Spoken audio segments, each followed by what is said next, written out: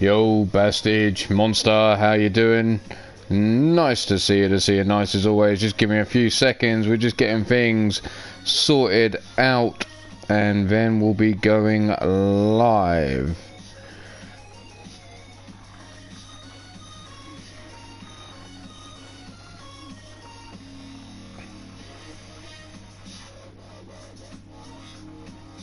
So give me just a couple secs, we're going to get set up, good to go. There's Miss Jones in the chat. Blaze, how you doing? Nice to see you. We've got a lot of action to get through tonight. 3 lines wrestling, followed by a small intermission before we head on over to UKWF. And tonight we're going to kick off with some newbies.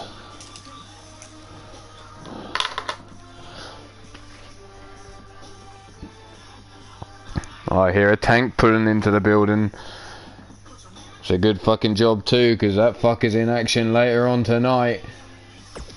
Well, let's not hold things up anymore. We've had 2.5 minutes almost. Let's crack open a can and get the action underway. So as I said, we're going to kick things off with 2 newbies to the sport. Or not to the sport, to the company, should I say. In Leon Shaw, who was a last-minute replacement for Lion Kid last week. And then Ryan Matthews making his debut here in a multi-man match. It was put to the public vote on who should return to UKWF and 3 Lines Wrestling. And the vote was unanimous. Ryan Matthews via Skype and via Twitter. That's right, Twitter and Skype both took the vote and he came out on top. So Ryan Matthews brought back Leon Shaw, getting another crack at the whip. So let's get things cooking.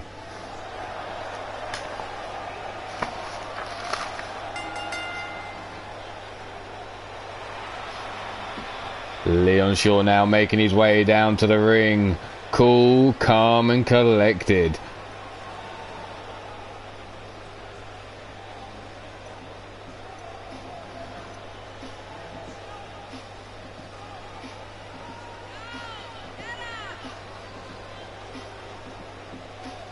Leon Shaw from London, England.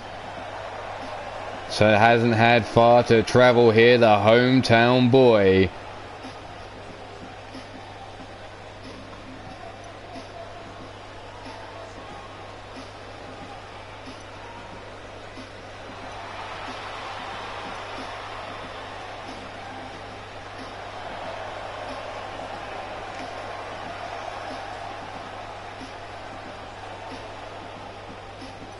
So can the hometown boy get things going?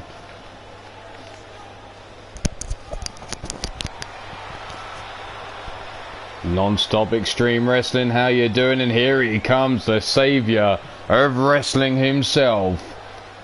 Standing in at 6'3" tall, 225 pounds. Coming all the way from Austin, Texas. He is Ryan fucking Matthews. So Ryan fucking Matthews, as it says on the back of his damn shirt, and that's almost as many times as his name's going to pop up on the screen here, because again he's obviously slipped a few quid to Jimmy in the truck to put up the graphic over and over again of his name.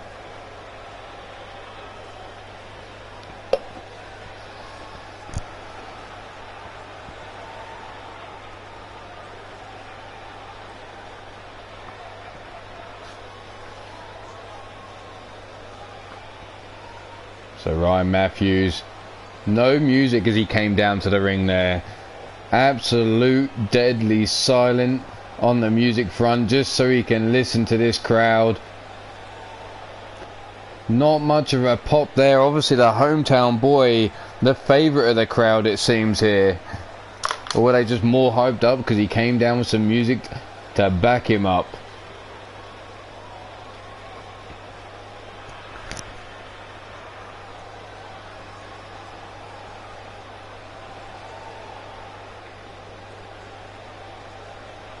So here we go. Ryan Matthews versus Leon Shaw. Your opening match of the night.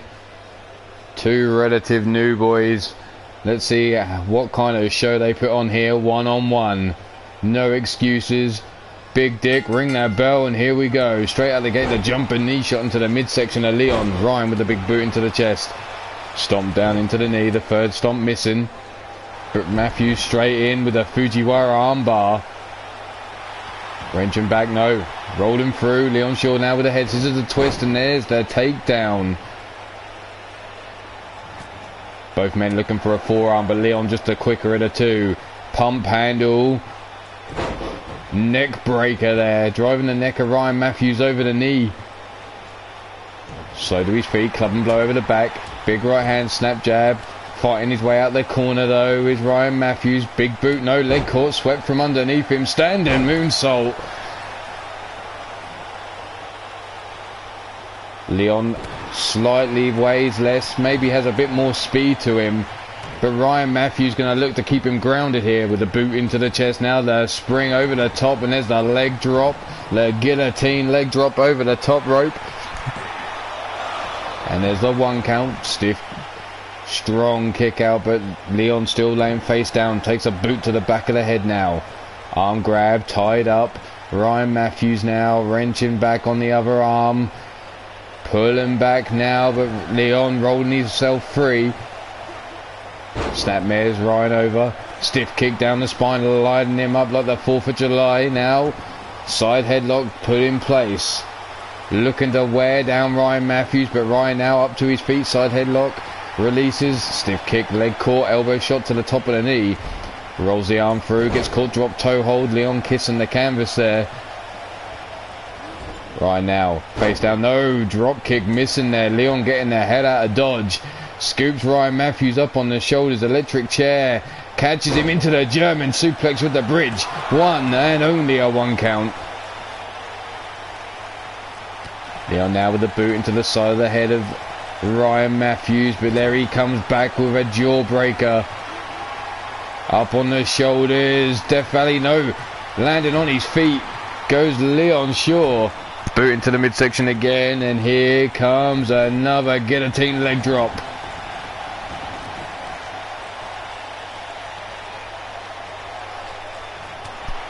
Oh, fuck! What the hell was that shit? It's a fucking wild-eyed yeti. Motherfucker.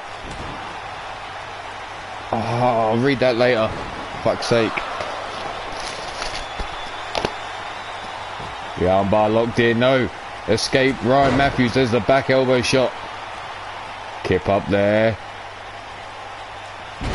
Standing corkscrew moonsault by Ryan Matthews, connecting with Leon Shaw. Now stomping down in his midsection. Knee drop to the back of the head.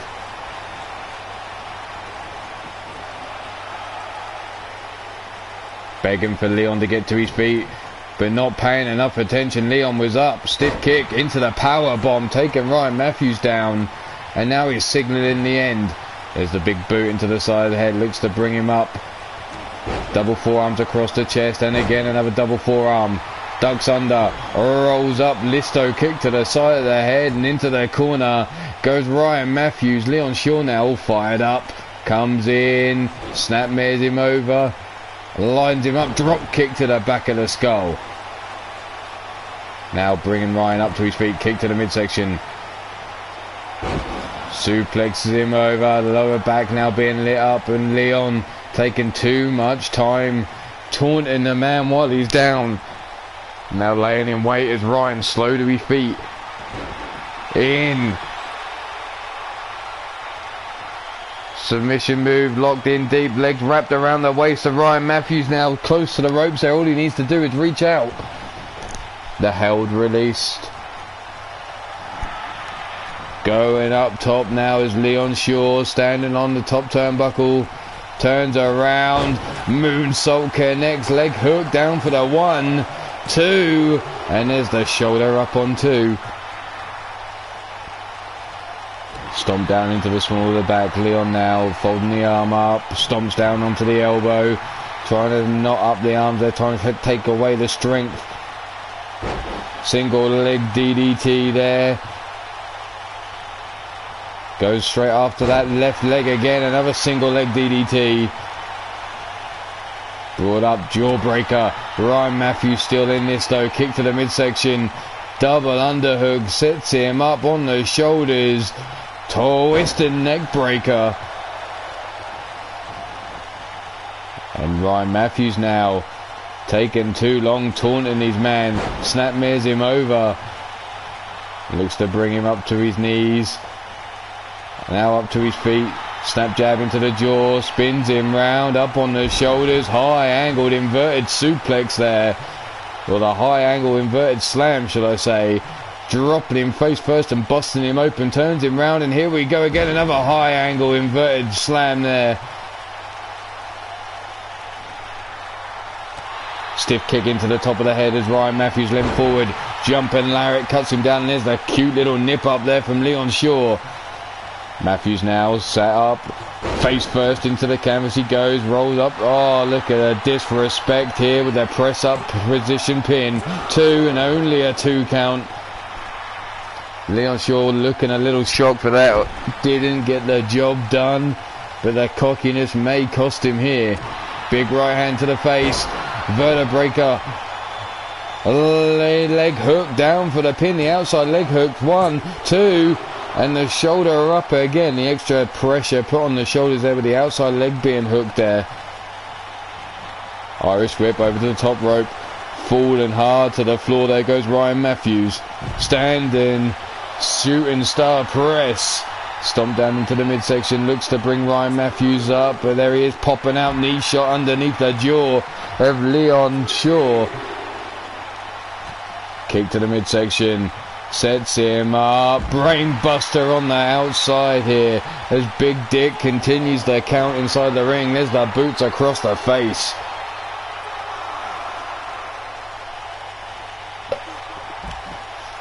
Step up Insaguri, missed there. Chop across the chest by Leon Shaw and then bouncing Ryan off the ring post. Referee calling for the men to get back into the ring. Leon tosses Ryan Matthews in, quickly dives in after him, looks to bring him up to his feet, but there's the elbow shot to the midsection. Running lariat sends him straight back to the outside. And there you see Ryan Matthews talking a little smack to the man who's laid out on the floor. Big forearm and another sidestep kick to the midsection.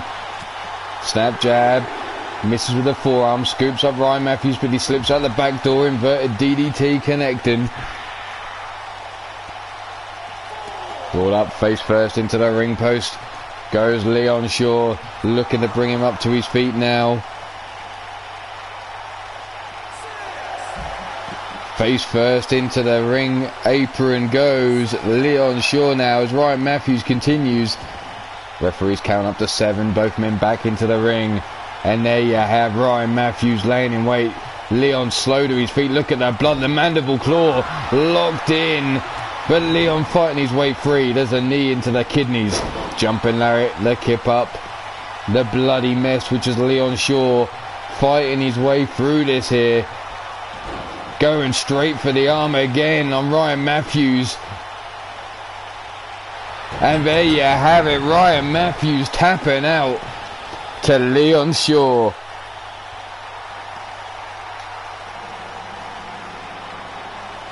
Let's take a look at the highlights here. There's Ryan Matthews escaping the first attempt. Here was the second attempt. Closer to the ropes, but Leon Shaw releasing the hold that time. There was the big right hand. The lumbar check. Rocking Ryan Matthews here into the pin. Not successful on the outside. Eating a load of ring apron was Leon Shaw. The mandible claw unsuccessful. Here was the knee. Look at that. Right into the kidneys there. But the bloody mess. The Crimson Masked Warrior here. Coming out victorious. Leon Shaw picking up a victory. Question is, will either of these two men move on and get themselves a contract offer for the upcoming 2K20 season starting in November. Contracts have begun to go out to faces new and old, or old and new, whichever way you want to put that damn saying. But there was a good showing from Leon Shaw there in his first singles competition.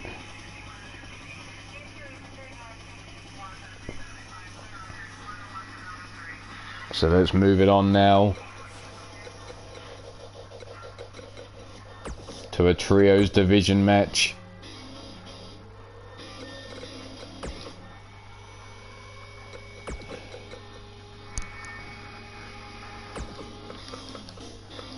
Just bear with me 2 seconds while we get these men in order and get them down to the gorilla position.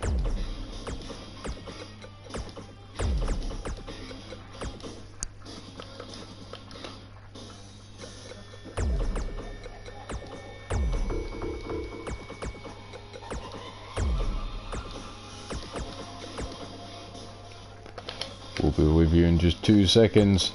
Here we go. Let's get these men down and ready. Miss Jones, are you ready?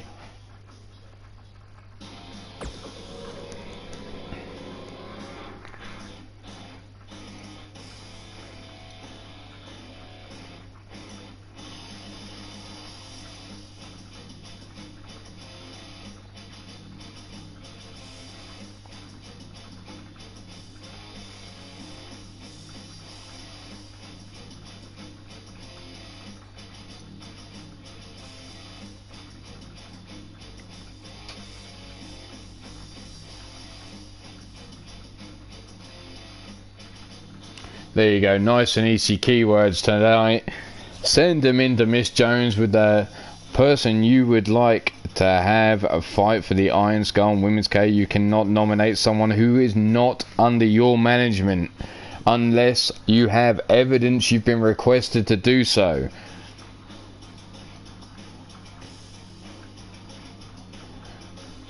But here we have a trios division match between the Comeback Kids and the Drunken Voodoo Clown. Oh no, the Showtime Voodoo Clowns, being led out by Shifty the Drunken Dragon Clown. This is 1 fall to a finish. Trios division, the standard tag team action. And there you see Monstar in the chat shouting out for the referee for the win.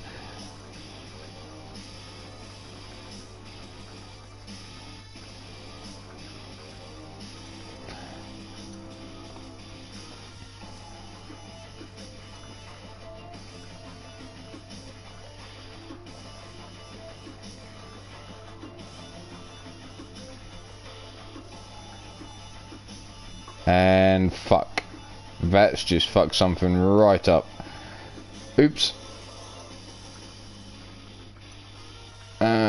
Yeah, we have to look back at the last time I posted the rankings for the tag team. Oh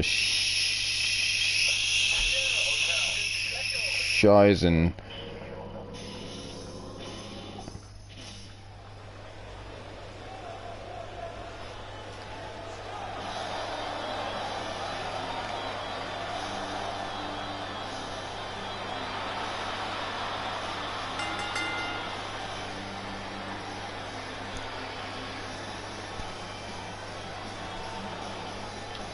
And coming down to the ring now, being led out by Shane Howard. In the red is Jesse Six. In the black with the ball cap, or the bowler cap, is Daryl Woodham. They are your Comeback Kids. All 3 members of the ASWF roster. That's on the Altered Arcade channel. Brought to you a show earlier on this evening. They come in at a combined weight of 701 pounds. Oof. Well, sir, I find that highly unlikely. Mr. Pete Wall, how dare you speak so, fuck off, you old cunt. Love you, you fucking angry asshole. Happy belated birthday, Pete. But coming down to the ring now at a combined weight of 822 pounds. The tie-dye mofo with the rainbow afro, Shifty the drunken dragon clown. In the front, Showtime Vernon Quinn. And bringing up the rear, the king or the master of the voodoo, Jack Bayou. No, Pete, you're not blushing. That's just burst blood cells from alcoholism. Into the ring goes Shifting. Look at this. The comeback kids standing their ground, giving no room at all to the Showtime.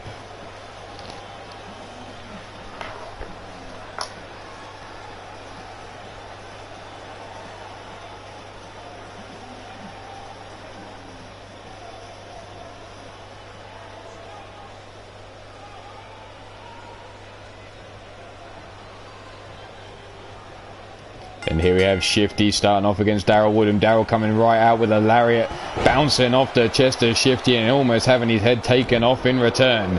There's the stomp down into the back. Arm breaker. Elbow drop to the back of the dome on Daryl Woodham.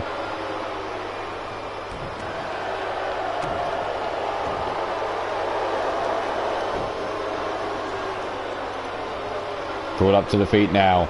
Irish whip into the corner of the Showtime. Boot to the face though by Daryl Woodham. Club and blow over his back. Grab by the scruff of the neck. Dragging him over towards the comeback kid's corner. Stiff kick down the spine, but Shifty just seems pissed off by that kick. Grabs a hold of Daryl and whips him straight back into the corner of the Showtime. Setting him up now for the power bomb leg drop combination there, but rolling out of the way of Vernon Quinn. Big running lariat in the corner, bounces Vernon Quinn off, and Daryl Woodham looking to get out of this match and tags in Shane Howard. Big knee shot into the midsection, flying forearm. Big flying forearm into the face of Vernon Quinn, takes him off his feet. Shane Howard now bringing him round, no leg swept from underneath him. Dragged away from the ropes now into the corner of the Showtime again. Vernon Quinn now looking to make a tag maybe, and there comes Jack Bayou, the man who believes he's the master of voodoo. There's the jawbreaker. Shane now grabs him by those dirty dreadlocks. Something might be living in that, so be careful not to get bitten. Snapmared over. Neck being cranked. Big far right hand into the side of the head.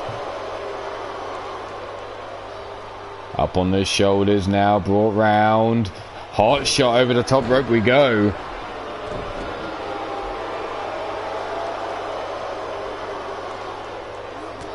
Big forearm into the face. Jack Bayou now whipping Shane across the ring.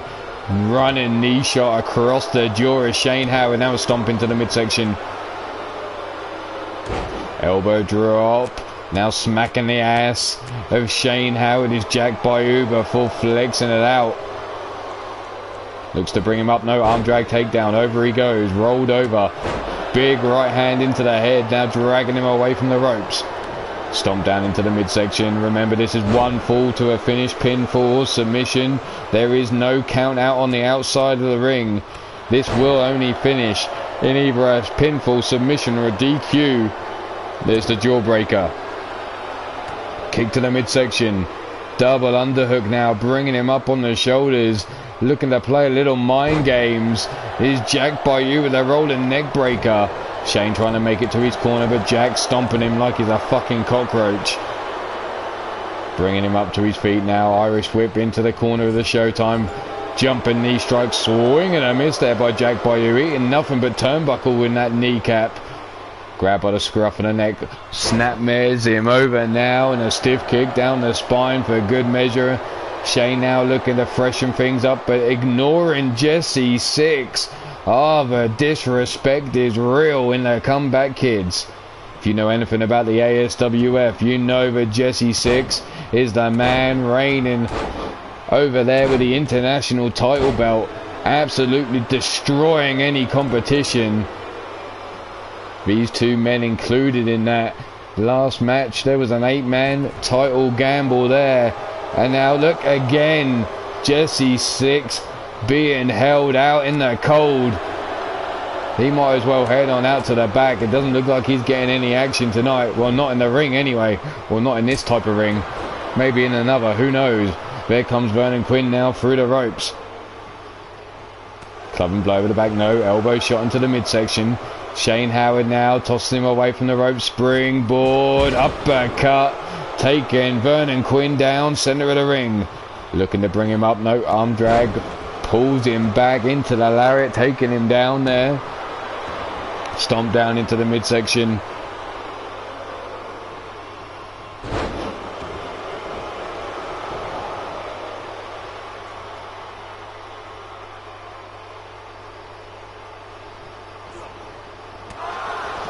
Drop down to the floor. Sorry about that for a second. There went Shane Howard. Vernon Quinn rolling out the ring. Now taunting to the crowd. Look, the people in the front row actually cheering for Vernon Quinn. Not something he's used to, but the UKWF, apparently the fans love the man. Hurricane Rana takedown.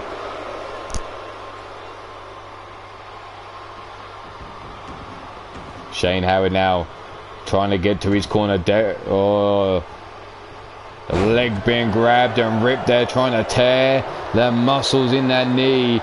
The tendons trying to stop Shane Howard from using any offense here. Vernon Quinn now calling for Shane to get up to his feet. The roll through, the pop up into the neck breaker. Center of the ring. Shane Howard dropped there. Shifty trying to get this crowd going. And again another neck breaker. There you see Jesse Six reaching out, but Shane Howard rolling out of the way of the stomp. Gets caught straight away and whipped into the corner of the Showtime, and in comes the Voodoo Man again. Scooped up on the shoulders. The roll through. Vernon Quinn through the air with the 6 or the 450. Jack Bayou up into the moonsault. Down, leg hook, down for the count. There's the 1, the 2, and only a 2 count. Irish whip again now. Shane Howard whipped across into the corner of the Showtime. Big boot fighting himself free.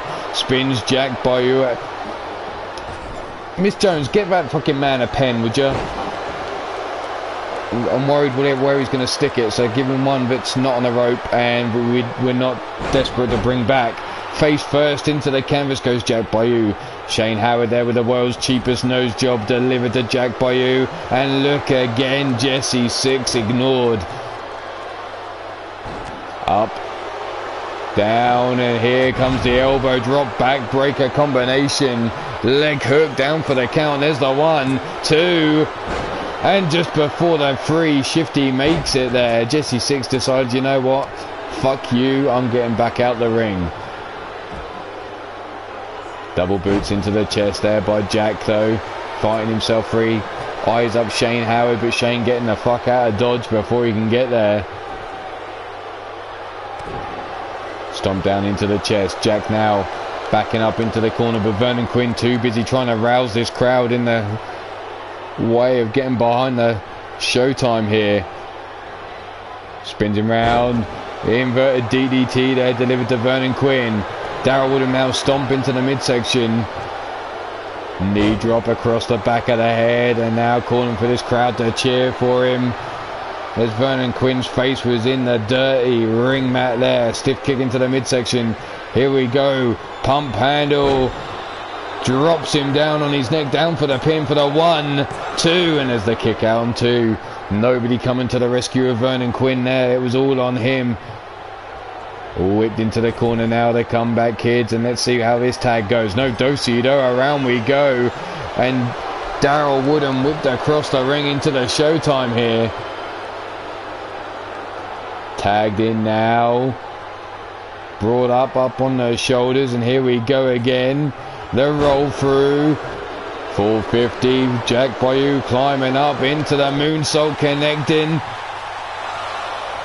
A leg hook down for the count. There's the 1, 2, and the shoulder up just before the 3 again.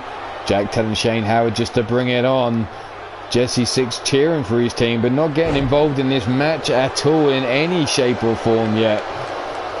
Down now, whips Jack Bayou into the corner. Tag, oh look, and once more, Shane Howard into the match. Jesse Six not even involved. Jack Bayou now trying to make it across the ring, but there's Shane Howard with the stomp. Looking to sort things out here. Rings of Saturn locked in on Jack Bayou, centre of the ring, but Jack managing to power through.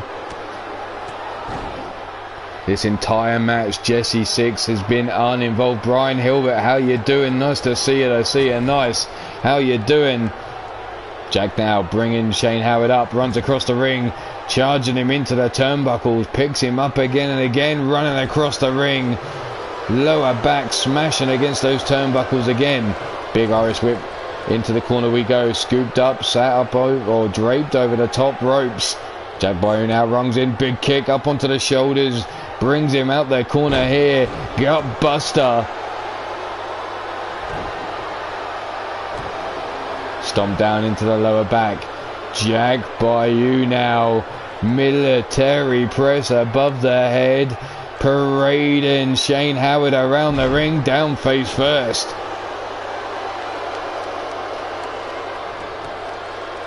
Fireman's carry takedown there by Shane. Dropped, oh, the Insaguri missing. Blocked. Big left hand by Shane. Irish whip. Look, Derek a little worse for wear.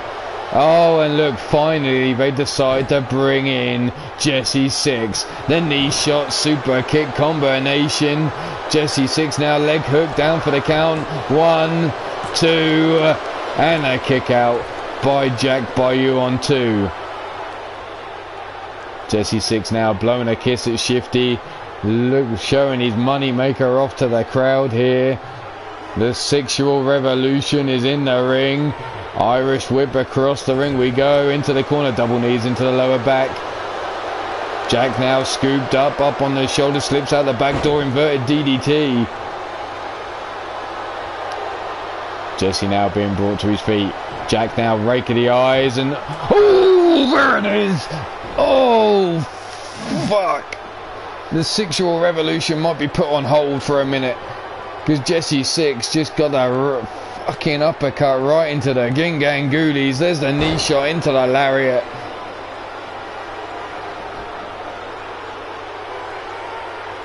And in comes Jack Bayou with a twisting cutter, and that could be lights out. 1, 2, and a kick out on 2.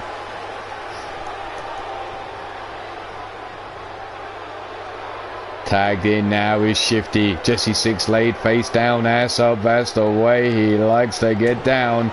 There's the kick, leg caught. Whipped into the corner. Back elbow shot. Insaguri catches Shifty there.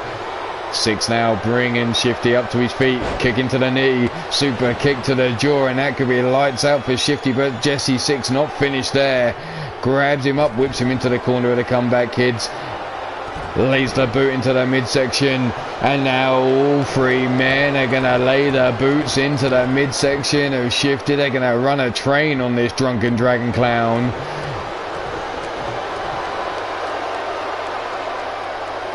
Here we go again, the boots laid in. Jesse Six tags himself in again.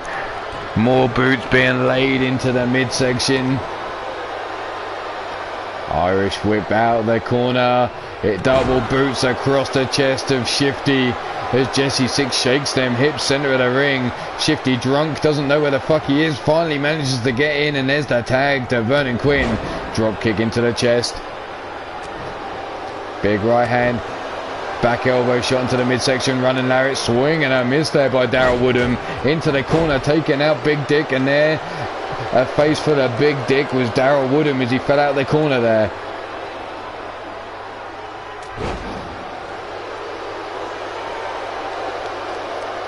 Daryl now up to his feet. Vernon Quinn whips him across into the corner. A neutral corner here. Looking to sit him up on that top turnbuckle. Legs spread over the top rope. Vernon Quinn climbing the ropes here.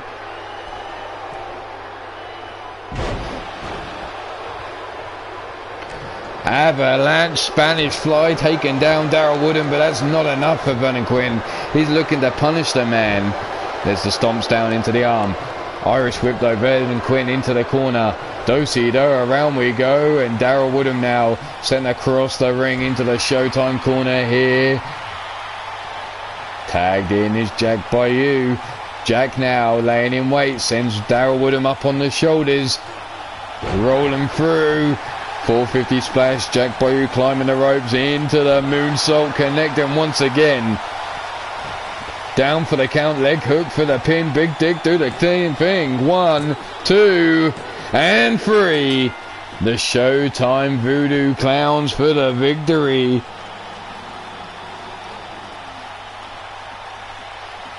Let's take a look at how this all went down. There's the moonsault to Shane Howard after the double team. Here was Vernon Quinn. Oh no, Shane Howard delivering the world's cheapest nose job. The backbreaker, elbow drop across the chest. Daryl Woodham setting Vernon Quinn up here. Pump handle driver, no. Vernon Quinn watches as Jack Bayou through the air connects with the moonsault. But here are your winners. Shifty the Drunken Dragon Clown, Jack Bayou, and Vernon Quinn, the Drunken Voodoo Clowns.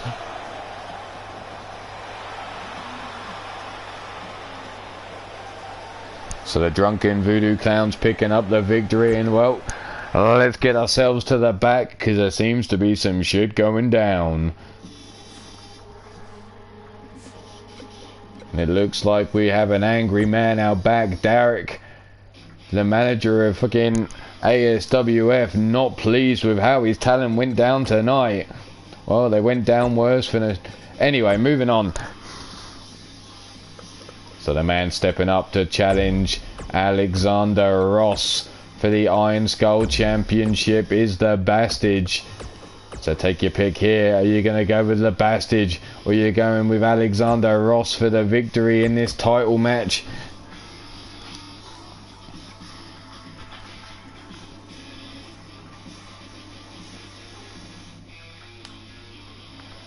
So, Bastage, Alexander Ross, Iron Skull Championship. The Bastage is desperate to get a hold of that championship. He seems to value this one over the heavyweight championship. Wants to beat Bill Hate's record, I believe. Alexander Ross, though, came in, took the belt, and can he hold on to it all the way to the pay-per-view? Here we go, right in each other's faces, the lefts and the rights. Back and forth here. Bastage coming off the better of the two in the exchange. Coming up next after this backstage brawl, we'll be heading on to the newbies. That's right. 3 teams going at it. We finally managed to get a hold of Natural Romance. We've got them in the country. They're good to go here tonight. Well, the Fallen Kingdom and Reckless Intent are here joining them as well. And there you see Bassage's own tag team partner calling him for the loss. He wants Alexander Ross to beat his partner up here. And there you see Shamrock getting behind the Bastage. The Fargan Isol being called for the win by Monstar Factory Entertainment. That's right, Monstar Factory Entertainment, the man that brings you Monstar Factory, the Crip brand, the Lair brand. He brings you reaction shows, cooking shows. He brings you a damn fucking lot of entertainment on his channel. You also saw Pete Wall, aka Pillar to Post, who brings you post-apocalyptic action under the banner of RWO, but that's on the Pillar to Post channel. Don't forget to check out that one. And there's the Wild-Eyed Yeti as well in the chat. He brings you the Underground Circus. Well, hell, you'll never see no action like you see over at the circus anywhere else. Here goes the Russian leg sweep though by the Bastage just outside the locker room door. Alexander Ross now being brought up to his feet. The Irish whip turns around face first into the wall. Never a problem. Give love and get love back. That's the way it goes. Brought up to one knee. Alexander Ross taking a club and blow over his back. Brought up. Grab by the back of the head now. Dragging Alexander Ross down the hallway. Face first into the crate he goes. Back elbow shot there by Alexander Ross. The wind up the throw and down the hallway goes the Bastage now. Almost falling into the cameraman. Having to do a fucking backward run pretty damn fast to avoid the Bastage.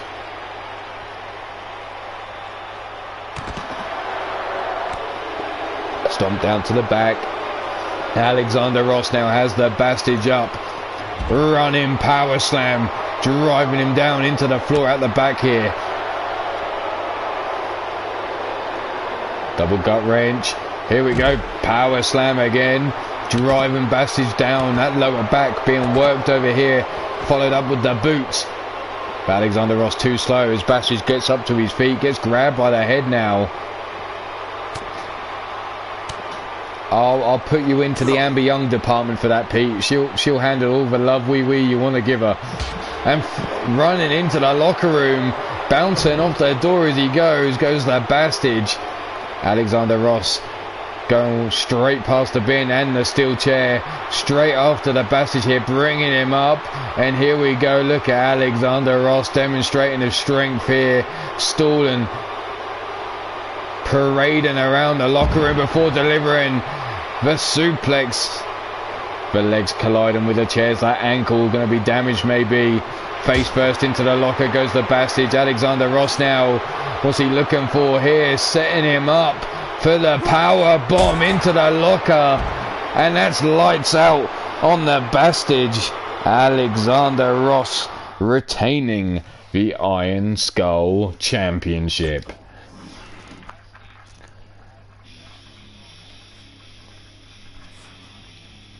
So congratulations to Alexander Ross on the victory. But we're going to get on. Give me 2 seconds and we'll be right with it.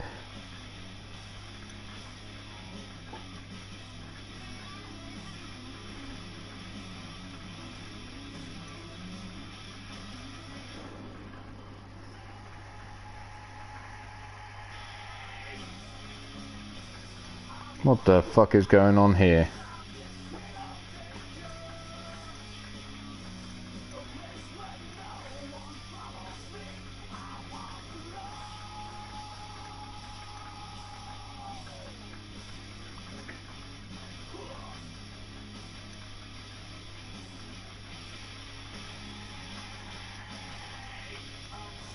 Just a second, we'll be right there. Just one more message to send out. And here we go.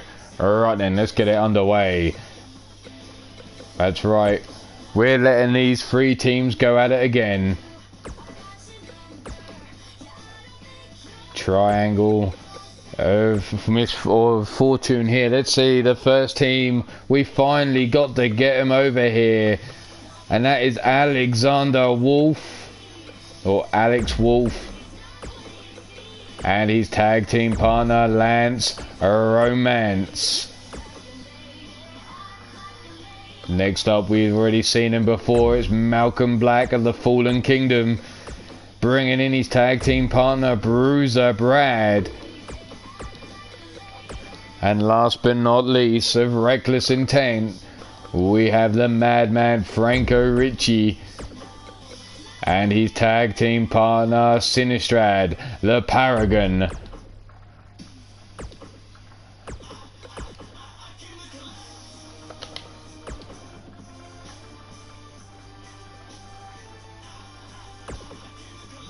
So let's get this match underway. We saw last week the tag team of the Forge come out victorious in a 4-way match, earning themselves a contract opportunity. The contract has been sent. We're waiting on the word of whether they've signed this contract or not. But also, we gave it out to a vote on which of the other 3 teams involved in that match would you like to see again. Well, the vote was unanimous and it was the Core 2K. And the Core 2K have also been sent a contract for next season. So we're waiting. Oh no, I've got word. The Core 2K will be returning next season. Contracts are signed and sent back. They will be joining UKWF next season. So which one of these teams are we going to be seeing more of? Well, let's find out in just a matter of moments. That's right. The team that gets the victory here is guaranteed a contract offer. So we've got the Fallen Kingdom of Malcolm Black and Bruiser Brad In the center, we've got Natural Romance. That's right, the Natural Alex Wolf and Lance Romance. And on the right of your screen, as you look at it, we've got the Madman Franco Ricci and his partner Sinistrad, the Paragon.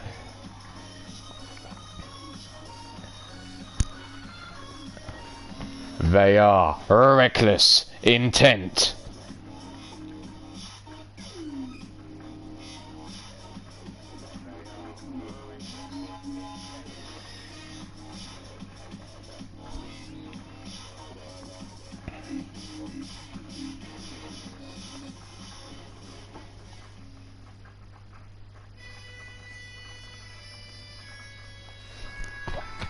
So take your pick here. Who you got for the victory? There you go. The codes are in the chat for the Iron Skull or the Women's KO Champions. If you want a challenge for either one of those belts, send the message to Miss Jones.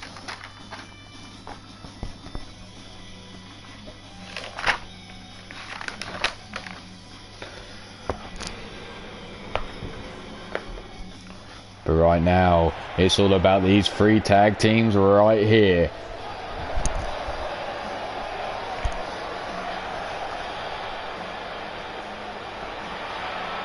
Coming out first, a Natural Romance, Alex Wolf and Lance Romance.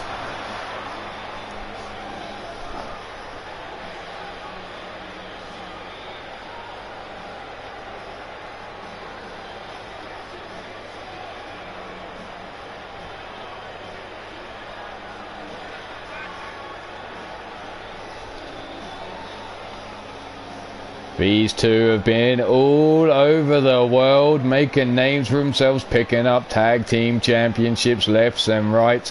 Lance Romance and Alex Wolf, both well accomplished singles competitors as well. Lance Romance over at NCW, picking up 2 titles. That's right, 2 belt Lance Romance in effect over at NCW.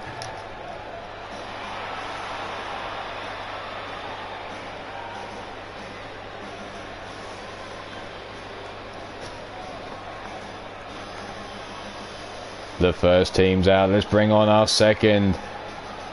Leading the way, there you see in the front, Bruiser Brad. Following up behind him is Malcolm Black. They are the Fallen Kingdom.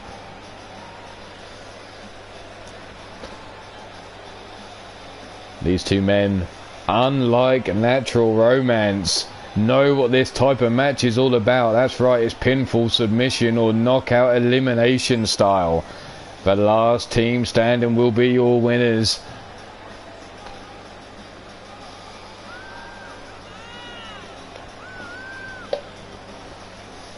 So who you got for the victory?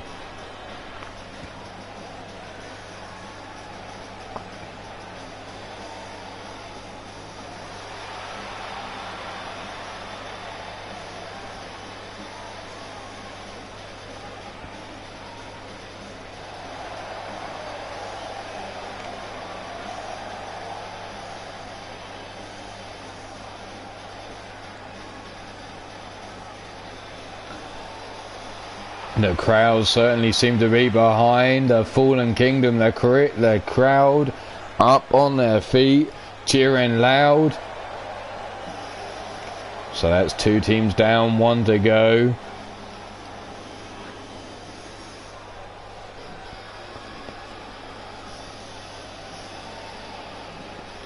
And here they come. Reckless Intent. The man on the left. As you look at the screen, Madman Franco Ricci and his partner, the Paragon, Sinistrad.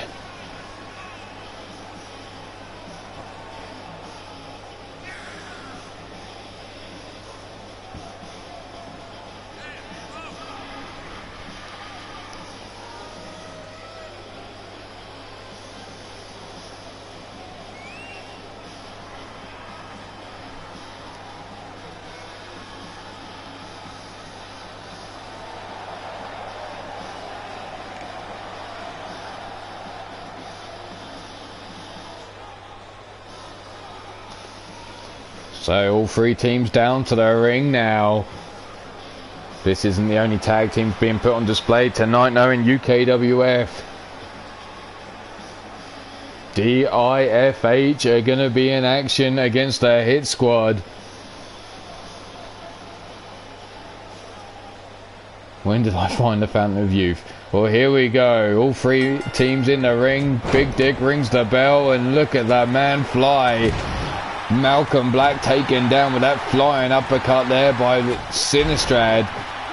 And Lance Romance going after Franco Ricci. These two men know each other well. Reckless Intent and Alpha, I believe. There's a knee shot by Franco, taking down Lance. Alexander Wolf, or Alex Wolf now with the boot to the head of Bruiser Brad. All three teams going after each other here as there's the moonsault, springboard moonsault there by Malcolm Black. Club and blow over the back of Paragon, or Sinistrad should we call him. Off the ropes, springboard roundhouse there by Alex Wolf, taking down Bruiser Brad, and there's Lance Romance with a pullback shoulder block takedown. Big boot into Franco's midsection. Forearm no leg caught there by Franco. Shin breaker holding on to the ankle dragon screw takedown. And Sinistrad now looking to make Malcolm Black tap early on. But straight out of that was Malcolm Black, and there's Sinistrad rolling to the outside, and Malcolm Black taking the time to strike a pose but gets caught by Franco Ricci. And there's the knee shot underneath the jaw, and Bruiser Brad working over Alexander, or Alex Wolf in the corner. Sorry, Alexander on my brain, thanks to Alexander Ross. Stomp down into the midsection of Bruiser Brad. Big right hands laying down into the head. Franco Ricci being brought into the ring the hard way with the hip toss over the top rope. Bruiser Brad being stretched out by Alex. Spinning back kick, no. Alex fighting back now, spinning heel kick, taking down Franco Ricci as he was trying to get down. Standing Spanish fly takes down Alex Wolf there, and Lance Romance with a running haymaker punch to Sinistrad. Watching him roll to the outside now as Bruiser Brad works over Alex Wolf, centre of the ring. Malcolm Black just standing in the corner watching it all go on. Remember, knockout, submission or pinfall, the only way to eliminating these falls can happen anywhere in the arena. Either anything goes, you can use weapons, you can do what the fuck you like. You just need to be the last team standing.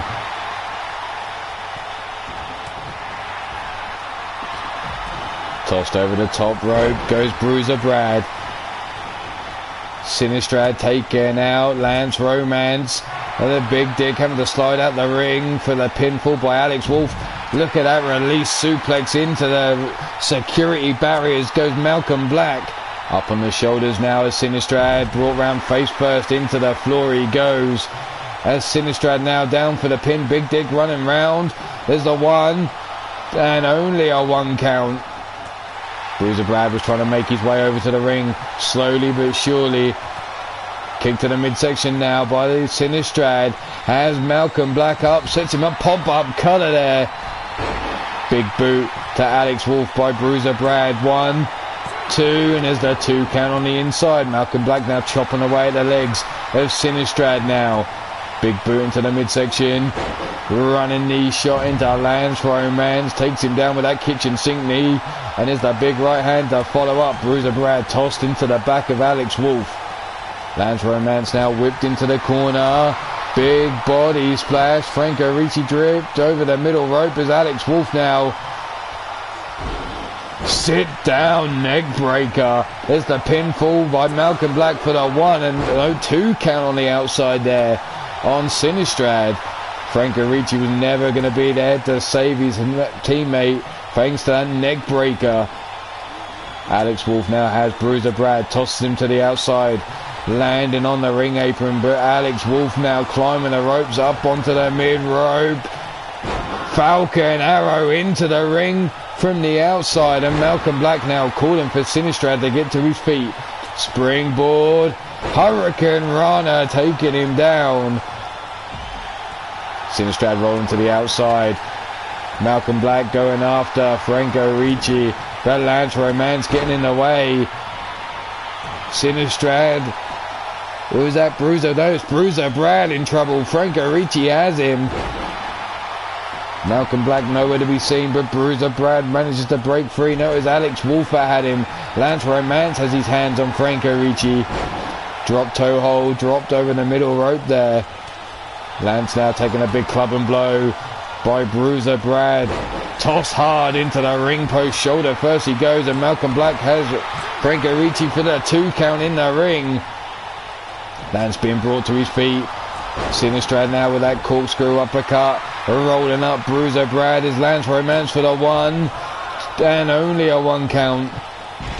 Running knee drop to the head of Malcolm Black there by Sinistrad. Now trying to pull the arm out position. Bruiser Brad has Lance Romance up. And there's the big choke slam taking him down. Franco Ricci in trouble here. Can he break free? Sinistrad with that jumping lariat just manages maybe to catch a glancing blow on Alex Wolf. Breaking the hold there as Malcolm Black tries to pull himself up on the ropes, and there's Sinistrad with the save for his tag team partner. Big right hand to the face. Club and blow. Running through Sinistrad there. Here's Bruiser Brad now. Hip drop into the back.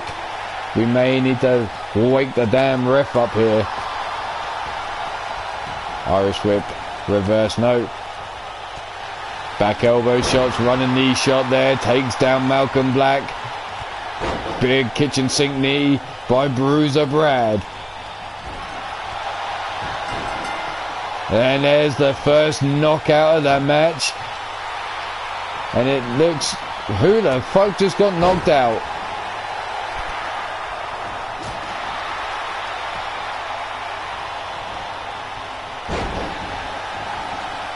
I see Lance Romance is no longer in the match.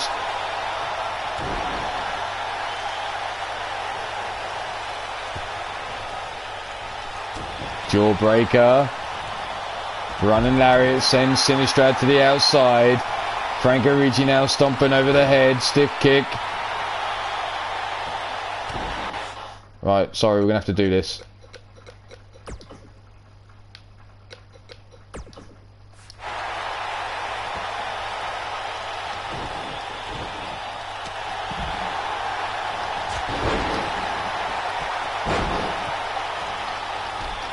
There we go.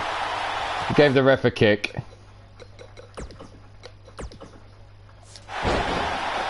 On the outside.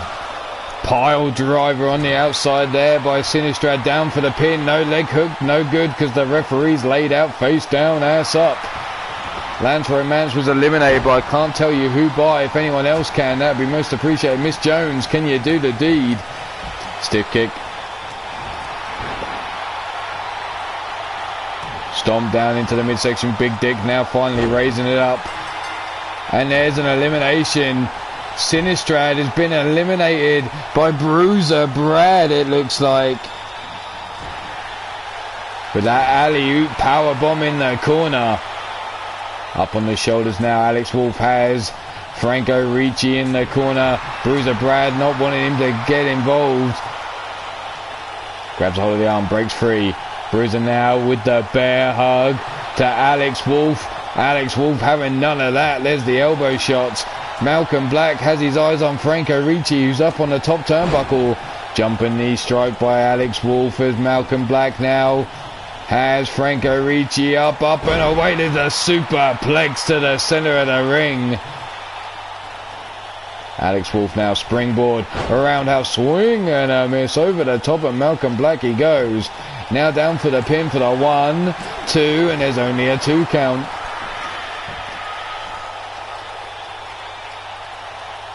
Stiff kick down the spine, big right hand, broad around now, spinning back kick. Malcolm Black being worked over in the corner with the lefts and the rights, but Franco Ricci getting in the way, trying to get a hold of Malcolm Black. Look at these two men argue over him as Bruiser Brad is sat on the outside. Malcolm Black being saved here, but these two men are not agreeing on who's going to do the deed of getting rid of Malcolm Black. Franco now, big boot into the side of the head of Alex Wolf. And now he's calling for him to get up to his feet. Looking to help him up though. There's the jawbreaker. Comes running in, jumping, knee shot into the chest.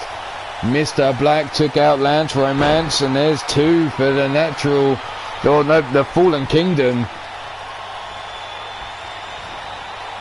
Rolled over, and holy shit! Alex Wolf dumped on his head, and Malcolm Black now looking to break the arm of Franco Ricci. Leg hooked on Alex Wolf as the 1, 2, and 3. The Fallen Kingdom look to be doing a clean sweep here, as it's now down to Franco Ricci versus the Fallen Kingdom in this match. Grab by the throat now. Leg swept STO takedown. Bruiser Brad, a little gassed maybe, a little exhausted for a big man. Scooped up, slammed down hard goes Franco Ricci. Bringing up to his feet now. Malcolm Black rolling through with the neck breaker. Stomp down into the midsection. Now looking to make Franco Ricci tap out. The rings are sat and locked in. Big Dick getting over there to check. Is Franco gonna tap? And is the Fallen Kingdom about to clean sweep the competition? No, Franco holding on. There's the elbow shots to the face, breaking himself free. Bruiser Brad now tosses Franco across the ring there with the bail toss, grabbing him either side of the neck and throwing him across the outside of the ring. Scoops him up, brings him round. Face first into the ring apron. He goes, busting him open now. Brought up to the feet. Grab by the scruff of the neck. Brought round now. Face first into the ring apron. He goes again. Again being brought up. Big right hand into the jaw. Runs in, but Franco ducks under. Kick into the calf. Grabs a hold. Looking to eliminate Bruiser Brad now. But there's Malcolm Black. The numbers game playing in the favour of the Fallen Kingdom. There's the kick to the midsection. The right hand Bruiser Brad is laid out. This is Franco's chance. He needs to eliminate Malcolm Black. Bruiser Brad now up on all fours. Malcolm Black looks like he's climbing to the top, and Franco's in prime splash zone. But he's getting up, but there's a stiff kick into the ribs. Black now dragging him away. Marley Good, how you doing? Nice to see you nice. And here's the Fallen Kingdom with the dirty pin, and only scoring a 2 count. Franco had his eyes on Malcolm Black, but there he is, eating a neck breaker over the knee of Bruiser Brad. And now Bruiser Brad looking to make him scream bloody murder as he stretches him out, ripping at that gashed open face. But there he is, standing Spanish Fly, only catches a glance and blow, doesn't get a hold of Franco there. But Malcolm Black going up top as Franco's laid out on his back, through the air, shooting star press. Connects. Doesn't stick it for the pin though. Brings Franco up. Irish whip into the ropes he goes. Ducks under. Pele kick connecting. And that could be lights out. Down for the pin. Leg hooked. 1, 2. And there's the kick out on 2. Bruiser Brad now back into the ring. Malcolm Black has the head trapped between the thighs, but Franco pulling himself free here. Bruiser Brad flexing it. Malcolm Black with the corkscrew arm. Forearm into the face. Brings Franco up to his feet. Going after that arm again. Wrenching back, and look, Big Dick getting nice and close. Is Franco going to tap in? No, he manages to pull his arm free. Pushes Malcolm Black away, but doesn't see Bruiser Brad coming in with the shoulder charge, taking him out. Stomp down into the midsection.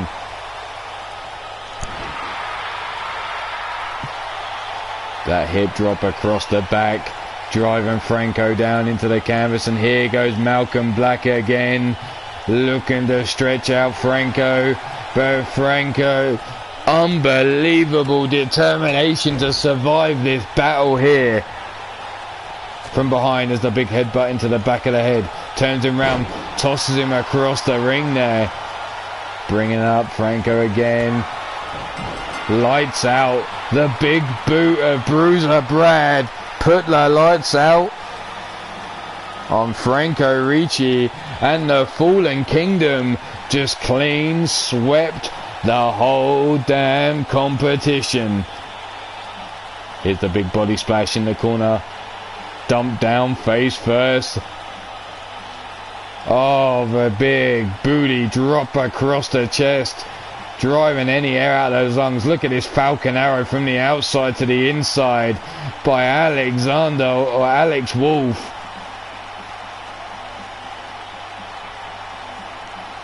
Tossed hard into the ring post went Lance Romance, and there's Malcolm Black with the pin. But it doesn't matter because here it is, the victors of this match.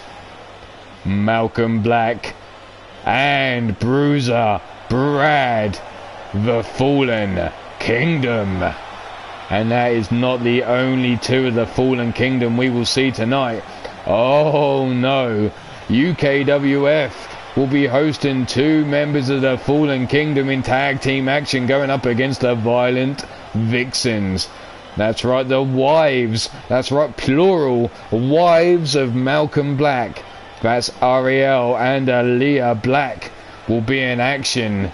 The Fallen Kingdom will come again.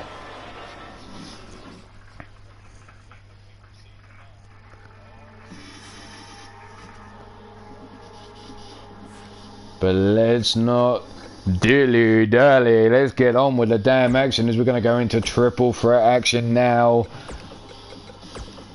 Involving our super heavyweights. That's right, the human tank known as War is going to go up against his fellow stablemate. Just the way it goes, stables or not, you're going to have to be ready to fight if you want to climb the rankings and become #1 contender for the belt. And in this match will be the champ himself. So keep your eyes on this one. Triple threat action. No, there's no belt on the damn line. God damn it, what the hell's going on here tonight?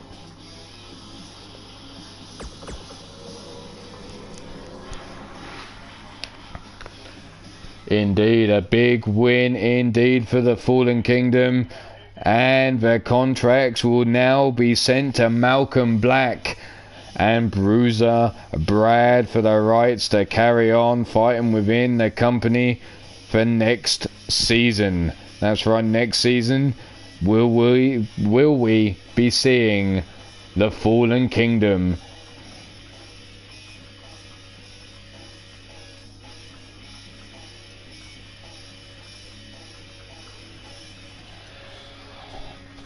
But right now we're in triple threat action.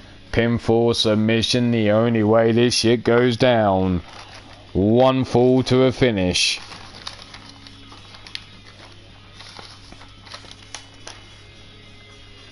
That's right, we have Eternity's Mr. Utaker.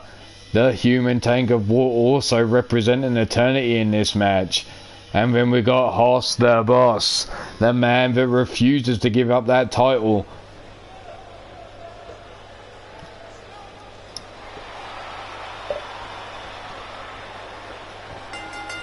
They're leading the way. 1/3 of the trio's champions. And that's right, he stands in at 6 feet 11. 363 pounds. All other information other than his code name has been redacted. His code name is War. And he's here right now to bring it to all of his opponents. Well, I'm guessing there's going to be some friendly fire going on today because Mr. Utaker, a member of his stable, remember.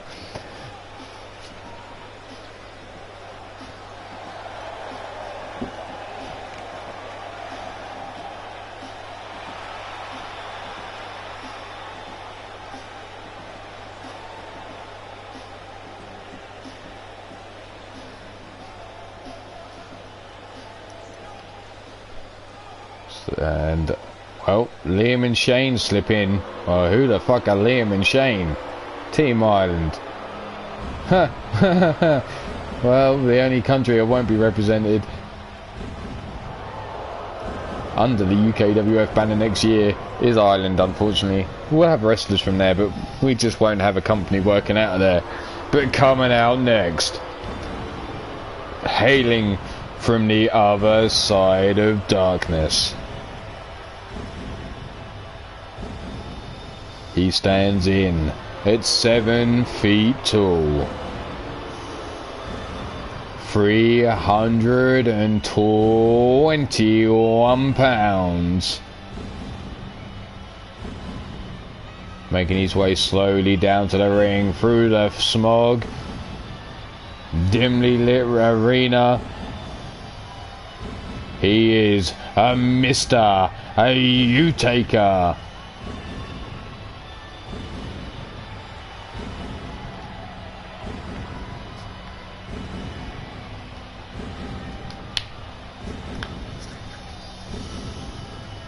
And there we have the Irish boy trying to break out the crack.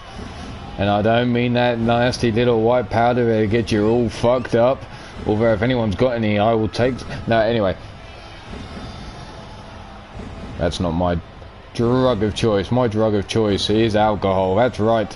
Oh, whiskey is my drug of pleasure.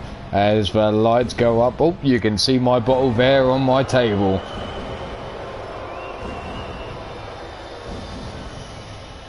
So we're 2 men down to the ring now.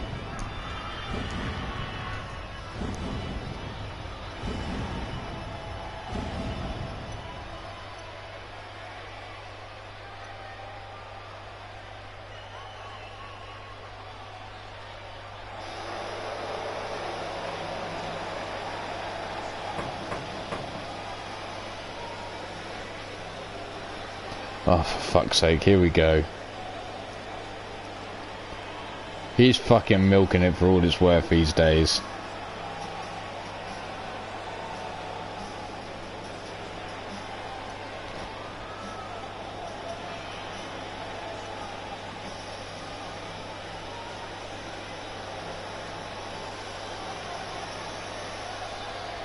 Coming out to the ring now, he stands in at 7 feet 4 inches tall, 340 pounds. He is your current reigning champion of the super heavyweight division.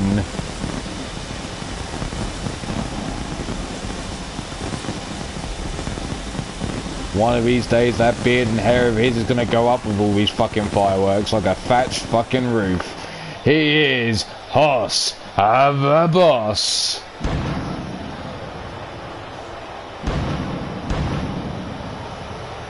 Certainly fucking milking his fucking entrance since becoming the champion. That little bump in pay, he's obviously put a little money towards the pyro budget for himself.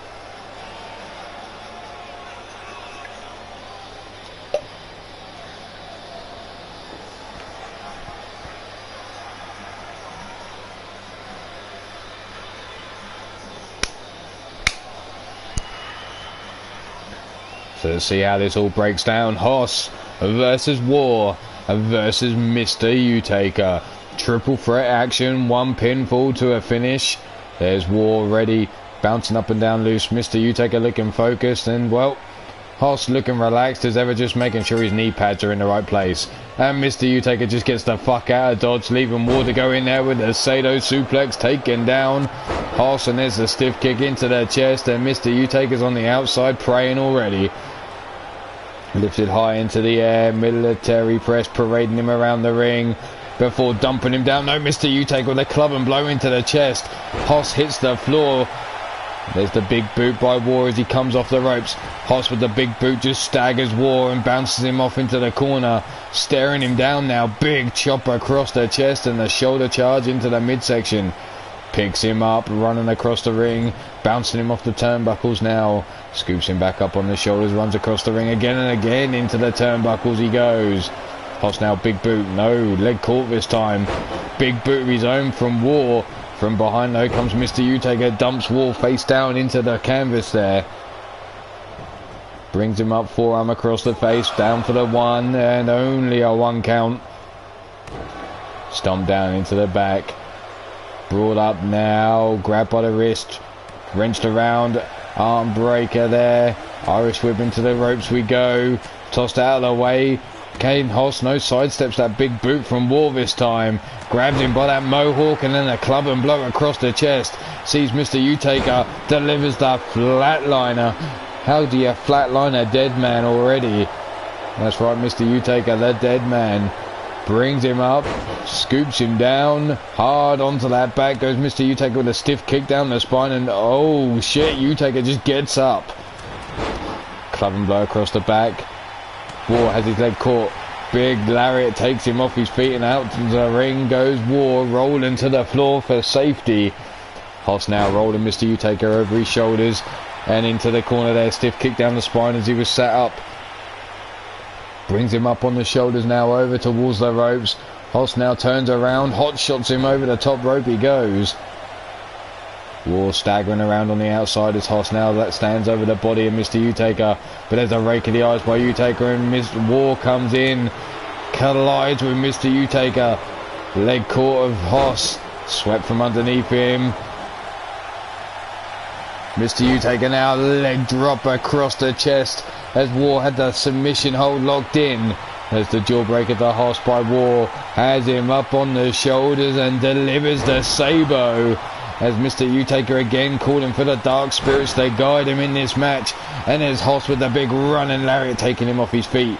War pop up, catches him into the suplex there. Hoss being thrown around like a fucking rag doll here. A leg hook down for the 1, 2, no, only a 1 count.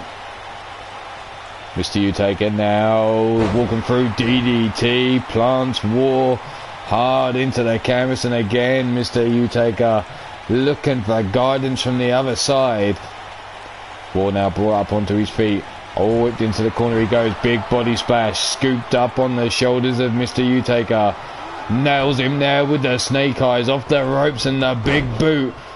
Off the ropes again. And the leg drop to follow up. War now rolling out the way. And Hoss comes running in. Knee shot into the head. And Mr. Utaker falls hard to the floor there. Rolled over. Big boot by Utaker to the face of Hoss. Looks to grab Hoss by the throat, but Hoss delivers that big forearm off the... Holy shit, the big man with the springboard roundhouse. And now Hoss tuning up the band in the corner as Utaker staggers around. The Claymore, the big boot into the jaw. 1, 2, and there's only a 2 count on Utaker. War now into the ring, kick into the midsection. Grab and Hoss up. Tosses him round and there's the big right hand into the jaw. War now with the leg hooked on the champ for the 1, the 2, and there's the kick out on 2. The champ not going down that easy. The only champ I know that's gone down that easy is Amber. Anyway. Double choke slam there. Sits him down for the pin, but the referee say, too close to the ropes. I never knew we had a rope break in a triple threat rules match. Oh, a gut shot there with the elbow. War now has Hoss up, setting him up for the power bomb into the pin, down for the 1. No, Mr. Utaker breaking up the count.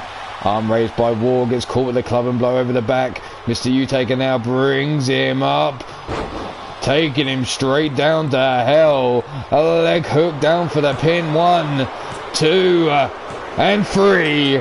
Mr. Utaker sniping the victory there, laying in wait. Here you see the Sabo delivered to Hoss, and War the man costing the victory here. Here was Hoss with that Claymore, that big boot into the jaw of Mr. Utaker, leg hooked, and there was Big Dick for the 1, 2, and Utaker managed to get that shoulder up. Here was Hoss being tossed through the air before taking that right hand to the jaw. War down for the unsuccessful pin. Here was that double choke bomb delivered to War. War with the power bomb pin on Hoss. But your winner of this match, the man from the other side of darkness itself, he is a Mr. Utaker. Utaker now parading around the ring.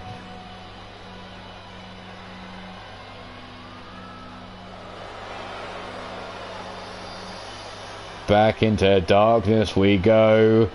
Congratulations to Mr. U-Taker on the victory.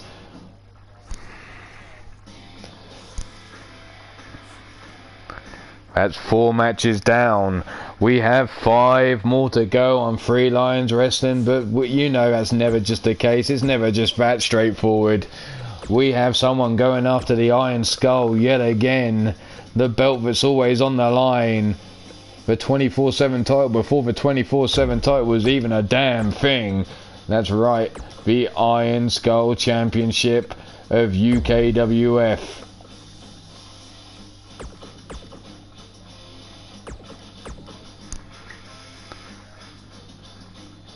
As Mordrin Nightwalker stepping up to the plate. No, he's not putting his damn belt on the line. That's for damn sure. Where is it? There it is, the Iron Skull Championship.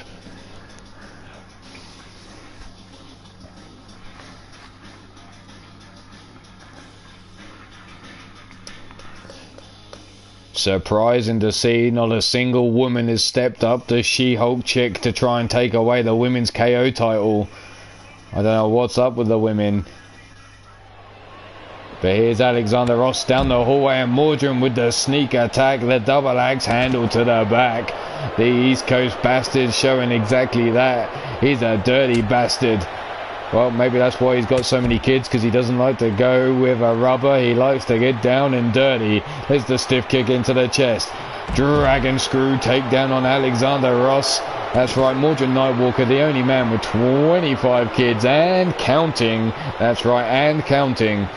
But not only that, Mordrin Nightwalker is the man on the mic at the Eternity Broadcasting. Just had a show earlier on tonight. That was Sunday Sacrifice, I believe. And he brings you Wednesday Wicked. That's on the Eternity Broadcasting channel. Straight into the locker. Face first goes Mordrin. Kick into the midsection now. Alexander Ross now has him by the arm. Pull back Lariat drops him. Still holding on to that wrist. Steps on over. Gripping up. Pull back Lariat takes him down. Steps over once again. Brings him up. And another stiff pull back Lariat to Mordrin Nightwalker. Mordrin now with the gut punch to Alexander Ross. The Irish whip. Round we go. Face first into the locker he goes. Mordrin now again. Tossing Alexander into the lockers. Picks up the steel chair. Dumps it down. What's he looking for here? Is he going to drive him head first into that steel chair? There's the knees into the chest of Alexander Ross. Head now being smashed off the floor. There's the mount now. Club and fist to the head of Alexander Ross. Elbow shots again. Mordrin now working over Alexander Ross. Has him on the floor, rolling out the way. That trash can got dented easy. Alexander Ross, all he did was damn roll into it. Mordrin now face first into the locker. Dropping to the floor. Alexander Ross now still chair in hand. Chair shot to Mordrin as he's laid out in the back, dumping the chair onto the body. Mordrin trying to get up, club and blow over his back. Alexander Ross now has him from behind. Drives him down onto the back of his skull. Stomp down into the midsection. Grabbing him by the waist. Gut wrench power bomb. Ross now bringing Mordrin up, and Mordrin grabs a hold of his shoulder block takedown. Now trying to bust his head open like a coconut on a rock. Bringing him up to his feet now. The Irish whip. No, tosses him out the door and into the hallway we go. Alexander Ross stops himself though. Walks back into the locker room, tosses Mordrin into the door frame. From behind, spins him around. Hard into the crates, face first. Comes in from behind, running Lariat. Swing and a miss there. Backdrop suplex by Mordrin. Mordrin now bringing Alexander Ross up. Code breaker busting the head open of Alexander Ross. And this could be bad news for the champ. He could be about to go out. Because the code breaker is the setup for the night walk. Here it comes, the brain buster. And there you have it. Mordrin Nightwalker is now your Iron Skull Championship holder.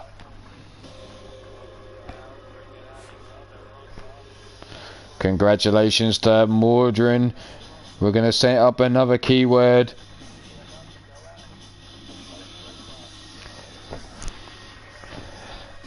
The next keyword is out there. So we're going to go back to triple threat action now. Let's get these ladies into gear.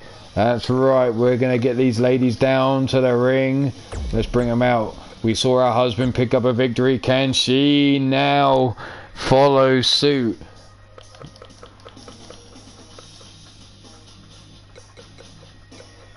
I saw a drum monkey earlier. Hello, drum monkey. I do apologise. I'm a little bit behind. I know I saw you in the chat. I meant to mention it. Welcome. If you're still around, that is. I know how things are for you, fella. Take it easy.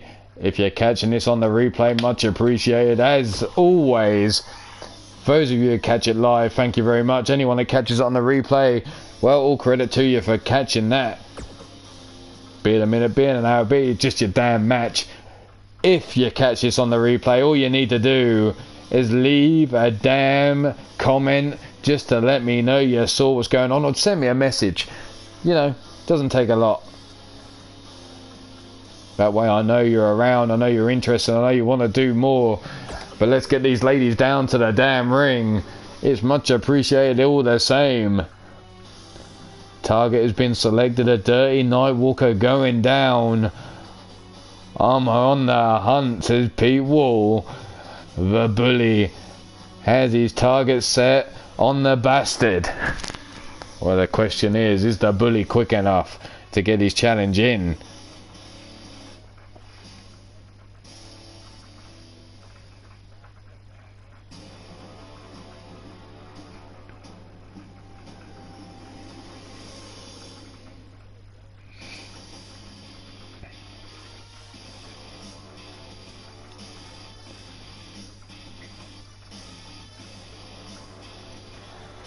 And I already see Leon Shaw on Twitter shouting out Ryan Matthews about their match earlier on tonight.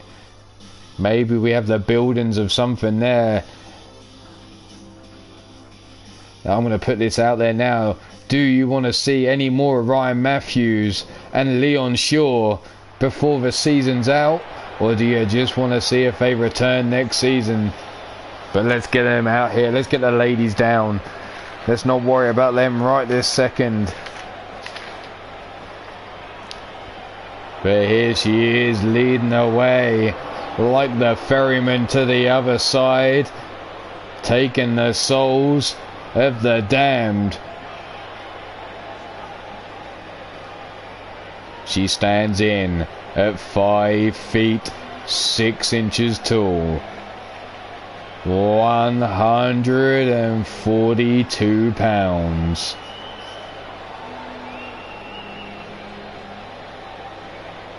The wife of Mr. Utaker. That's right, she is a Mrs. Utaker, but to her friends they call her Tiny Taker. Or can Tiny bring out the big fight here and take out the two women involved? And while she's coming down to the ring, that's right, Mrs. Utaker brings you a Hell's Gate Wrestling. So there's another channel for you to check out. That's Hell's Gate.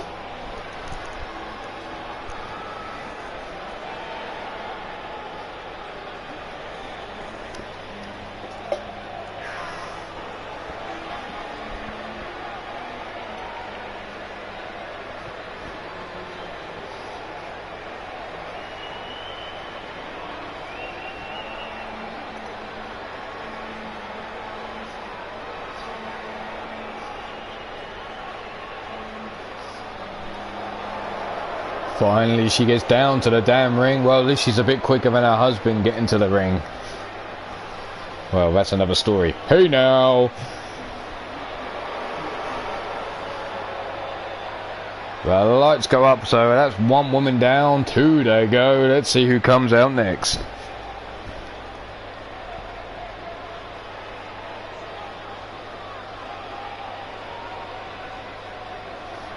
Oh, Goldsin just calling for anybody in the damn crowd for the win here. Harsh, Goldsin. Harsh, man.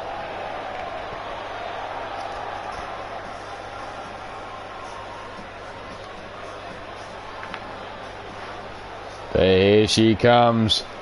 A member of Pretty Reckless and D-Generation Flex. She stands in at 5 feet 5 inches tall, 144 pounds. So an inch shorter, 2 pounds heavier than Mrs. Utaker. She is Roxanne Winters. Roxanne Winters now into the ring. Like I said, one half of Pretty Reckless and a member of D-Generation Flex.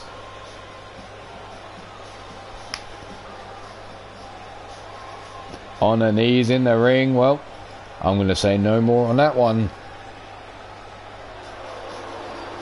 And last but not least, a legend coming down to the ring. A term not used lightly around here. She stands in at 5 feet 8 inches tall, 120 pounds. She is Bad Jan.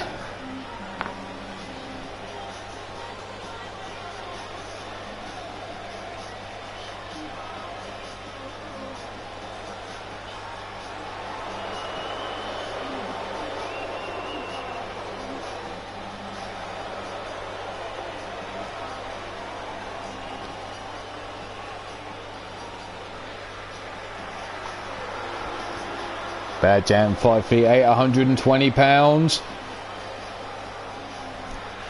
So the tallest woman, but certainly the lightest woman in this match. So let's go. One fall to a finish, pinfall, submission, big dick. Ring that bell, and I'm not on about the one in your pants. Here we go. Club and blows by Roxanne, winning straight out of the gate to Mrs. Utaker. Utaker fighting back, and now Bad Jan getting involved with the club and blows over Roxanne's back. Flying forearm missed, and there's a flying forearm by Bad Jan, and then a running lariat taking down Mrs. Utaker, and Bad Jan clearing house, it seems. Grabs a hold of Mrs. U, grabbed by the arm now, trying to pull the arm out of the socket as Roxanne waits behind her in the lurking there. Club and blow over Bad Jan's back. Has her up against the ropes now, chopping away the leg, running lariat takes Bad Jan to the outside. And Roxanne has decided that she's going to stay after Bad Jan through the air. Fist drop hits the empty floor. Bad Jan now taking this opportunity to get a little bit of a workout in with their press-ups. Mrs. Utaker dives in, takes exception. There's the forearm into the face. Grabs a hold of Bad Jan now. Key locks her up. Bad Jan driven down to her knee, but fighting back with the gut punches. Breaking herself free here. Forearm to the face. Blocked by Utaker. High kick. Trying to grab Bad Jan from behind. Drop kick to the back of the head by Roxanne Winters to Bad Jan, and Bad Jan's now rolling out the ring as Mrs. Utaker has her up with the stalling suplex. Roxanne on her back in the ring, eating the boot across the face, and another disrespectful boot to the face of Roxanne into the armbar now. And Mrs. Utaker looking for the submission here. But Big Dick said that ain't gonna happen just yet. Jumping knee shot missed by Mrs. Utaker to Bad Jan. Bad Jan with the electric chair drop to Mrs. Utaker. Roxanne up against the rope, catches the leg of Bad Jan. Stiff kick underneath the knee, and Bad Jan now comes back with a snap suplex. Taking over Roxanne Winters, and then with a stiff kick down the spine for good measure. Up on the shoulders now, bringing Roxanne around to the ropes. Hangs her out to dry over the top rope there with the hot shot. Boot into the side of the face by Roxanne Winters, and Mrs. Utaker straight on Roxanne's case. In behind with the German suplex. Bad Jan now pulling herself up on the apron. Mrs. Utaker hooking the leg for the pin, and there's only a 1 count on Roxanne. Bad Jan through the ropes, forearm into the back. Forearm to the face of Mrs. Utaker now with a back elbow shot. Drop toe hold as she came running in on Bad Jan. Off the ropes and drops the leg across the spine. Eat the knee. Roxanne Winters and Bad Jan now down for the pin on Roxanne for the 1, 2, and 3. Bad Jan making short work of this triple threat here. taking out Mrs. Utaker, and then following up with Roxanne Winters. There's the German suplex which led into this final flurry. Rolling over into the pin, unsuccessful there.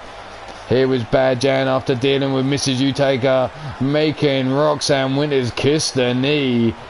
Lights out on Roxanne. His big dick got down for the 1, 2, and 3. And there you have it. It was all over in a matter of seconds.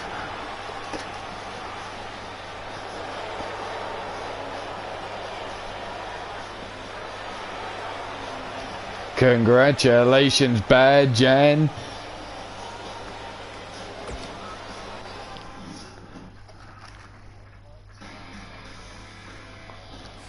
But it looks like the women's KO has finally got somebody looking to step up to She-Hulk chick. And why am I not surprised? It's this little firecracker. This little dirty diva. That's right, Karina Black, a member of the Asshole Alliance and the adopted daughter of Mean Joey Green. Going up against She-Hulk chick for the women's KO title.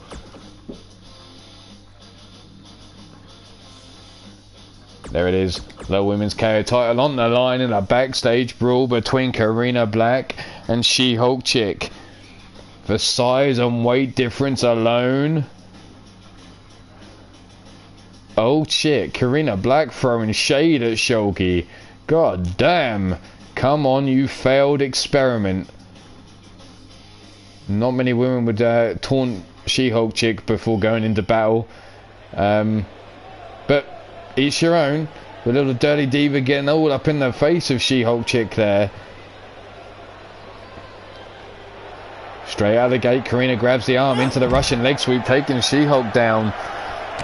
Stomp down into the lower back, and again, She-Hulk face down, ass up. Brought up to her feet now. Snap jab though by Shulky. They'll wind up the throw, and hard through the door goes Karina Black head first. Opening the door with your head, not the best way to go. She didn't throw her right through the door, its actual self. Face first into the locker goes She-Hulk though. Karina now circling around, looking for the forearm into the back. Swing and a miss there. Club and blow catches She-Hulk though. Big gut punch by She-Hulk. Big forearm into the face. Drop kick, swing and a miss. Back elbow shot. Grab by the head now. Well, face to tits. Karina Black was all up in them titties. She could have motorboated those and not even have to get up onto tippy toes. There's the drop. Crucifix takedown there on She-Hulk chick, and Karina Black now with a steel chair in hand. Shulky trying to get to her feet. Takes a steel. Oh shit, that shot was nasty. The chair even came out of Karina's hands. Tying up She-Hulk chick now, trying to work that lower back, trying to take that core, that vertical base away from She-Hulk chick. Hurricane Runner takedown, almost head first into that chair again. Karina now bringing She-Hulk up to her feet. They'll wind up the throw and into the locker she goes face first. Karina being extra vicious, it seems. There's She-Hulk with a snap jab. They'll wind up the throw, face first into the TV goes Karina Black. The snap jab blocked. Forearm into the face there by Karina. Side headlock kick to the midsection. Into the cut of her legs as She-Hulk chick going through the table. Up on the feet now. She-Hulk grabs a hold of the arm, rolls through. Flatliner takes down Karina Black. Karina now brought up to her feet, kick to the midsection, no leg, dragon screw takedown, head onto the case there, and She-Hulk now being brought up to her feet. They'll wind up the throw into the TV. She goes and stumbling around the locker room with She-Hulk chick, seeing double maybe as she tried to grab a hold of Karina there. The wind up throw face first into the locker. Hard goes Karina Black. Spun around now, brought up to her feet. Set up. She-Hulk has her up. No, Karina rolls through. Sunset flip rolling through into the pin. Pins her down on that steel chair. Karina now from behind. Diving shot across the knees of She-Hulk chick there. Taking that vertical base out again. Bringing her around. Karina looking for the neck breaker on She-Hulk. Bringing She-Hulk up to her feet once again. The wind up, the throw. Face first into the TV. Well, I heard She-Hulk was being made into a TV series. Well, here she has a chance to be on TV with the spear.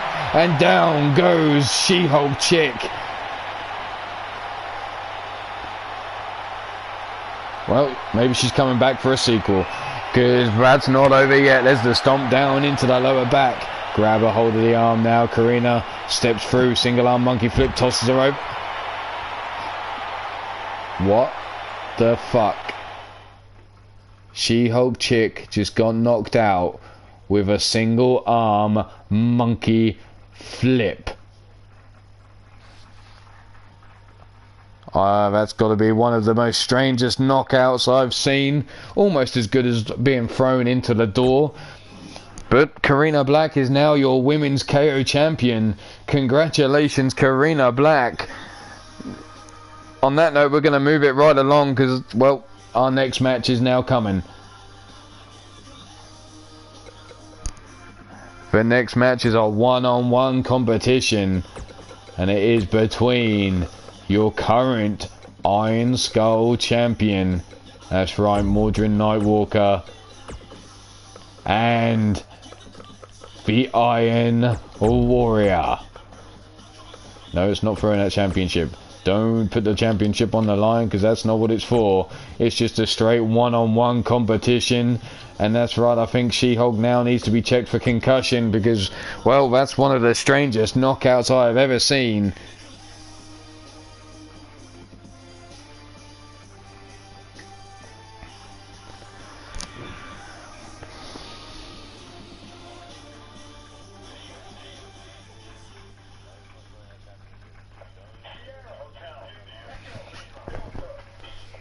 There's the new code for the KO Championship if you want to challenge. This next match is scheduled for one fall and one fall only. Pinfall or submission, a way to get the victory here.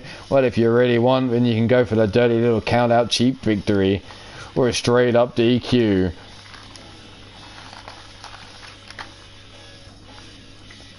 But let's get our men down to the damn ring. Mordred Nightwalker knows he's got a target on his back with that Iron Skull Championship around his waist. The Iron Warrior, well, that guy's done so much coke out the back, it's unbelievable. That's why he's always so fucking off the wall. But let's get it going.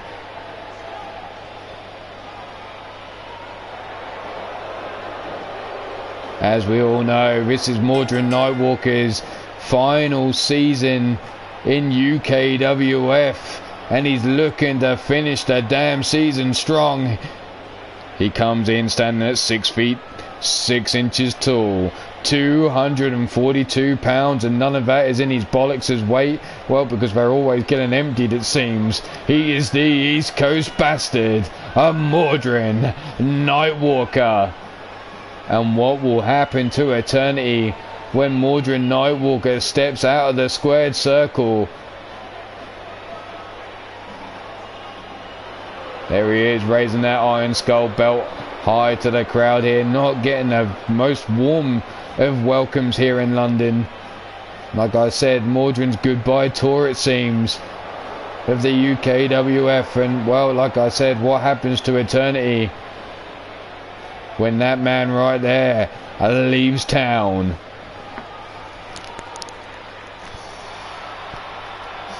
And here he comes. That's right, we don't believe in drug testing except for steroids. We don't tolerate that shit. But this man right here stands 6 foot 6 inches tall, 271 pounds. When, hell, it was a mission just getting this man to stand still long enough to weigh him. Look at him, he's like he's done a shot of fucking cocaine and snorted a shit ton of caffeine at the same time. He is the Iron Warrior. This man's so fucking buzzing he still thinks it's the goddamn 80s. And he's the reincarnation of the Ultimate Warrior.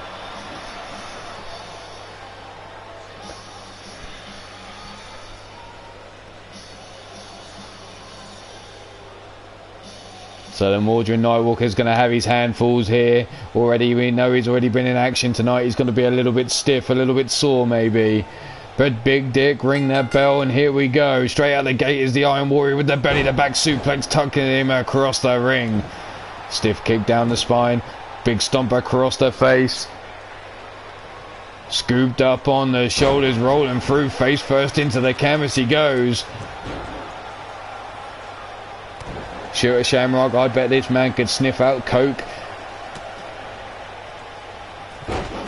without an issue. I've heard they call his nose for Dyson. Brought up to the feet now. Diving crossbody, swing and a miss there by Mordred Nightwalker. The Iron Warrior now delivers the flatline. Oh no, eats a flatliner by Mordred, and there's a stiff kick into the ribs to follow up. He is the snowman. This man, oh no, I'm not saying he goes skiing, because I know a few ladies that like to ski and make it rain the snowy stuff. That's a different story though. Kick to the midsection. Mordred now being scooped up, dropped on his head there with the Fisherman Brainbuster. Up into the military press, being paraded around the ring as the East Coast Bastard. The Iron Warrior dumps him face first into the canvas centre of the ring. Misses with that stomp though. Mordred get out of the way, but walks straight into a belly-to-belly suplex.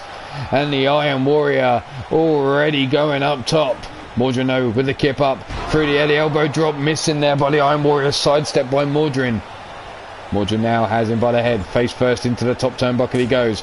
Knife edge chop across the chest, kick to the midsection, no, swing and a miss. From behind, German suplex. Still holding on, dragon suplex.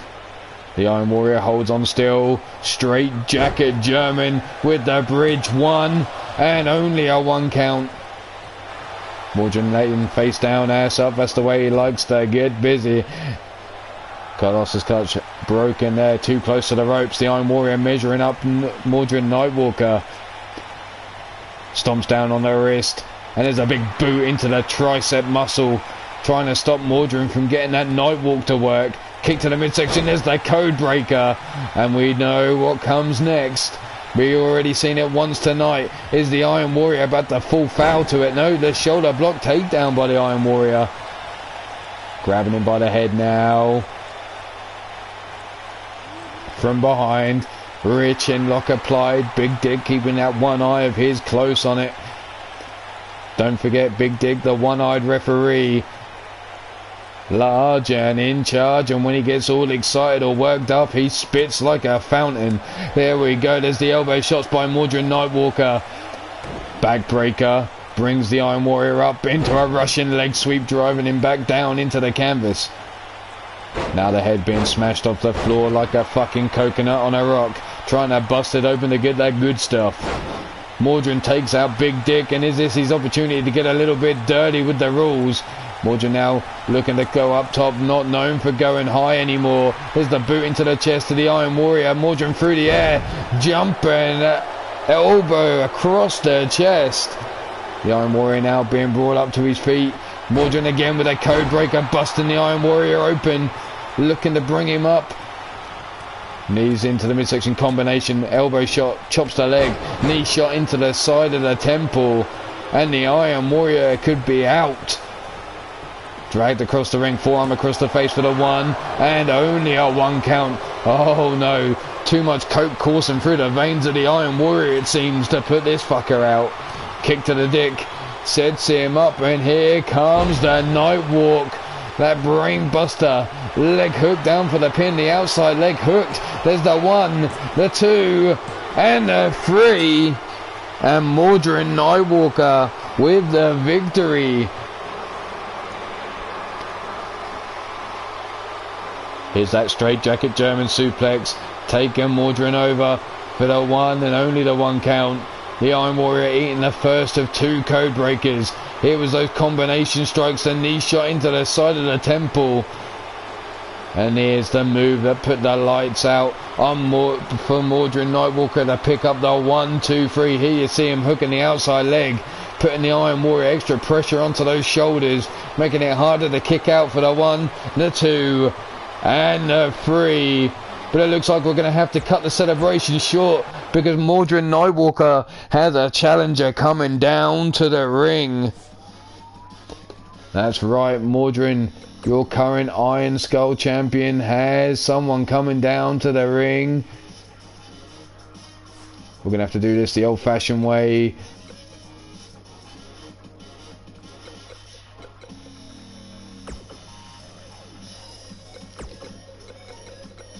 And it's the big bad bully Pete fucking Wall.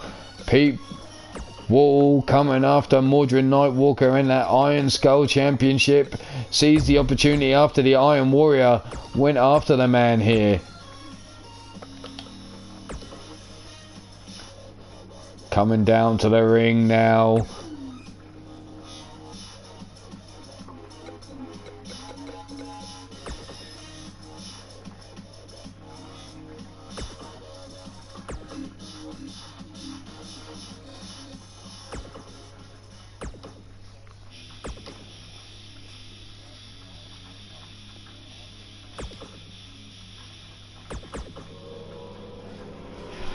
So the Pete Wall, the bully, sees an opportunity to try and take the Iron Skull Championship from Mordrin Nightwalker, coming down to the ring as soon as he saw the bell ring at the end of the match.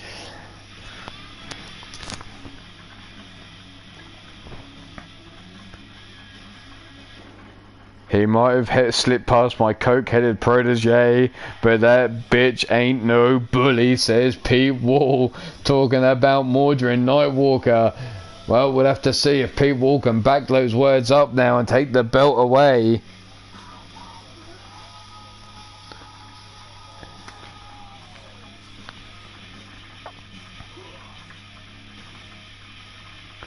We have 3 more matches left of the Free Lions wrestling card.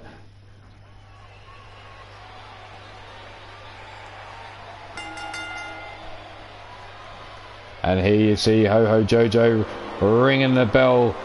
We're going to let the Pete Wall make his entrance. Look at this, he's coming down to the ring now. Mordrin Nightwalker being seen to getting himself a quick drink of water, mopping himself up a bit as the bully makes his way to town.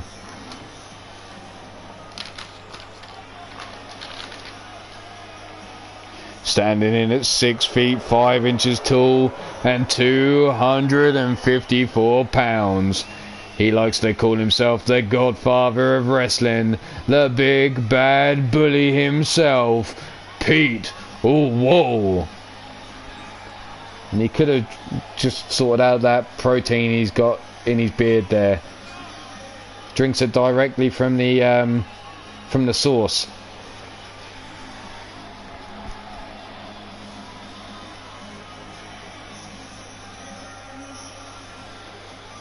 So here comes the bully, making his way into the ring.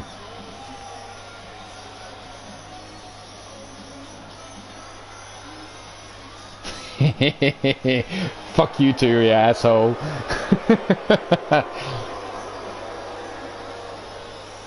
Pete Wall showing that the old uns can do it still. Not retiring, it seems. Well, we haven't had word of whether he'll be retiring after this season.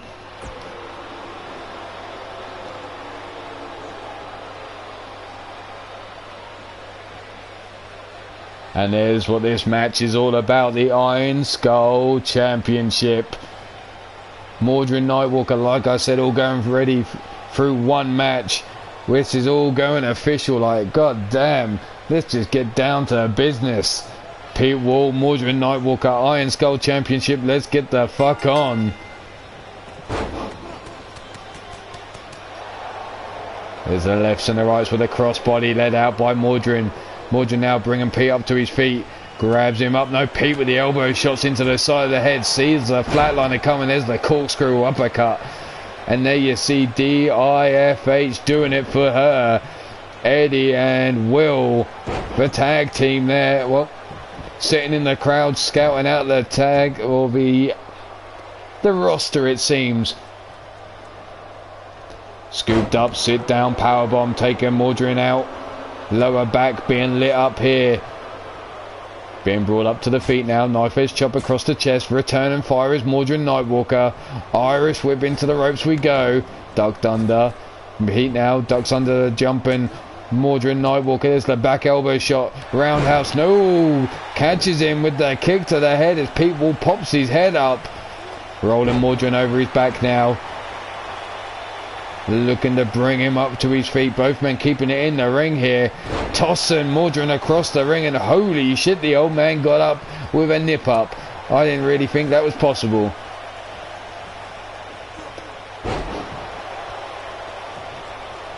Mordred now on his back in the centre of the ring. Pete Wall with the mount, holding his head still and raining down the shots with the right hands, and a stomp into the midsection. Grabs. Oh, Pete's getting hungry. He's taking a little snack on the Nightwalker there. Is it finger looking good, Pete? Stomp down into the midsection. Wrenched around. Sit down power bomb again.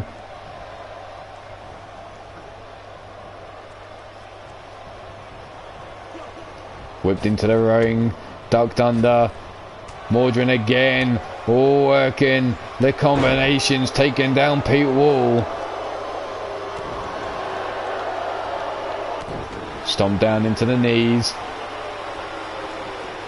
Mordred now working his way around the body of Pete Wall. Stomp to the knee, stomp to the ankle, laying the big boot into the chest, and then one across the face for good measure. And Mordred now going to the outside. Looks like he's going to get some toys. Well, anything goes in this match. And well, of all the toys to grab, Mordred decides he wants to grab a ladder. Maybe it's a stairway to heaven for one of these two fucks. There's the forearm into the small of the back. Turned around, Mordred now, full Nelson, no. Elbow shot. Drop kick into the chest, staggering Pete Wall. Not enough to take him off his feet though. Round we go, face first into the turnbuckle. Pete Wall now turning this motherfucker all the way up to 10. Ring in the head and... oh shit! Mordred fell face first into the ladder. That's nasty. Picked up by the midsection. Sit down powerbomb again. Lower back being lit up. Take it easy, Pete. See you when I see you. Lift it up. Sit down powerbomb again, delivered to Mordred Nightwalker.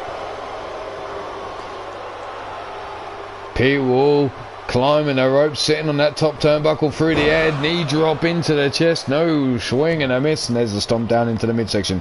Stomp to the knee, and Mordred Nightwalker working his way around the body of Pete Wall again. There's the big boot across the head. Now fired up is the old bastard. Bringing up, big running lariat taking down Pete. A second running lariat taking him off his feet. Side leg drop kick. And Pete now rolling outside the ring, and Mordred beating on his chest, thinking he's King Kong in this bitch. Out the ring he goes. Turned around though by Pete Wall. Full Nelson. Face buster.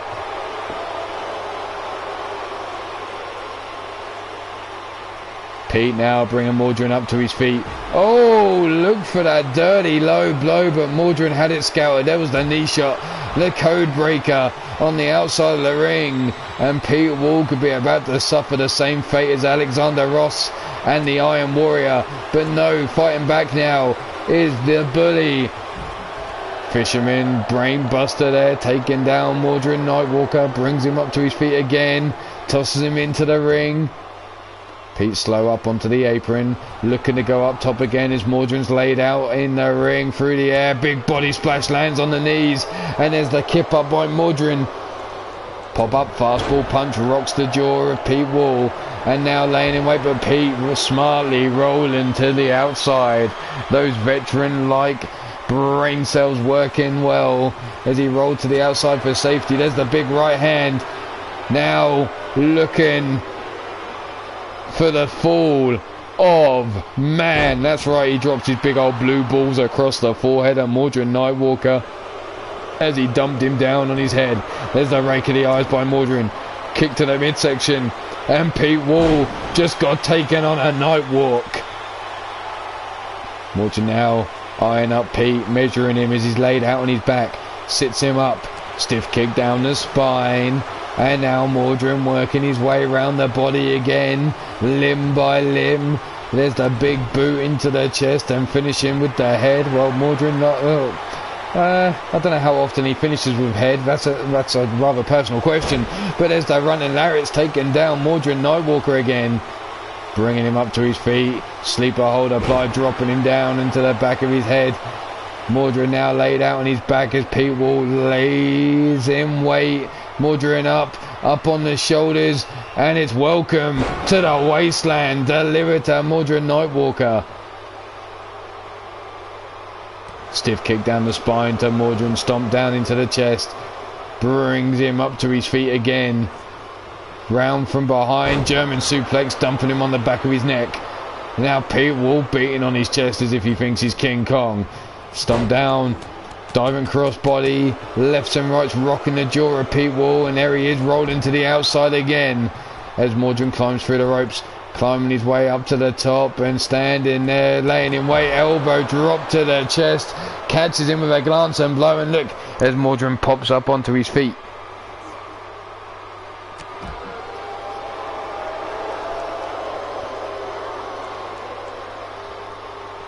Big European uppercut to Mordrin on the outside.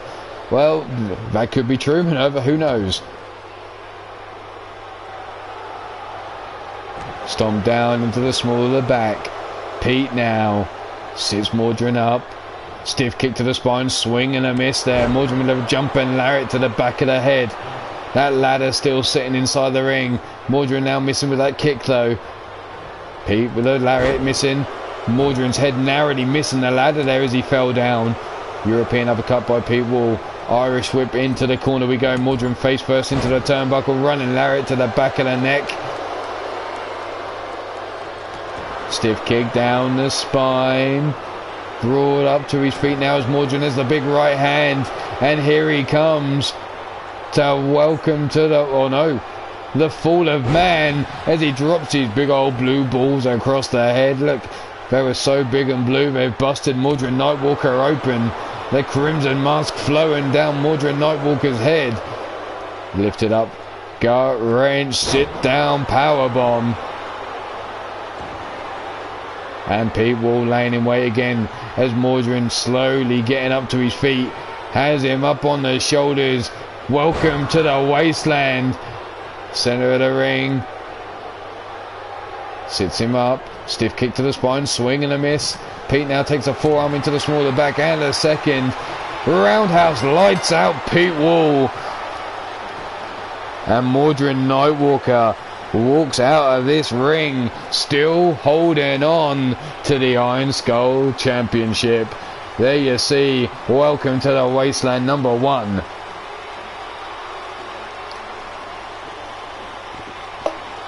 The fall of man. Sit down powerbomb. Welcome to the Wasteland number 2. Not enough, because this is the moment the lights went out for Pete Wall. Look at the way that jaw, that head snaps round. There's the winner of this match, Mordrin, the East Coast Bastard Nightwalker. We're going to let this man hold his belt high into the air before we bring out... Oh dear. I'm hoping that the assessment's been done. Because, well, the competitors in the next match...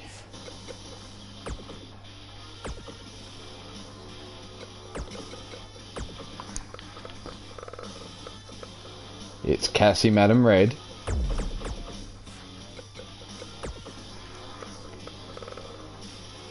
Sadie Grace. And last but not least... Well, we've seen her in action tonight. Knocked out by a single arm monkey flip.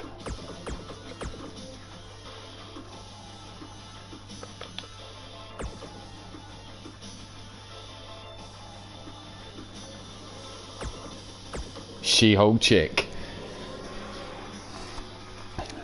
Match number 7 of 9 here on Three Lions Wrestling.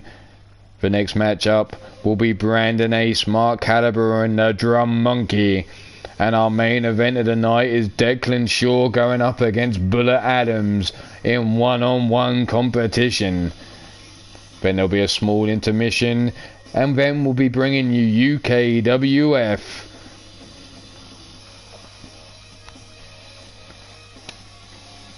So take your pick here. 3 ladies. Well, I can tell you now that She-Hulk chick will not be returning next season. She-Hulk, we wish you all the best on your future endeavours, whatever they may be. But this is She-Hulk's Goodwill tour as of now. She has one more episode and the pay-per-view to go, and then we'll be parting ways with She-Hulk chick. The future of Sadie Grace and Cassie Madam Red is still undecided. Who knows what those 2 ladies will be doing? Well, I certainly fucking don't at the moment. That's for sure. But coming down to the ring first, she's one half of the Three Lions Wrestling Tag Team Champions. She stands in at 5 feet 10 inches tall and 150 pounds. Cassie, Madam Red.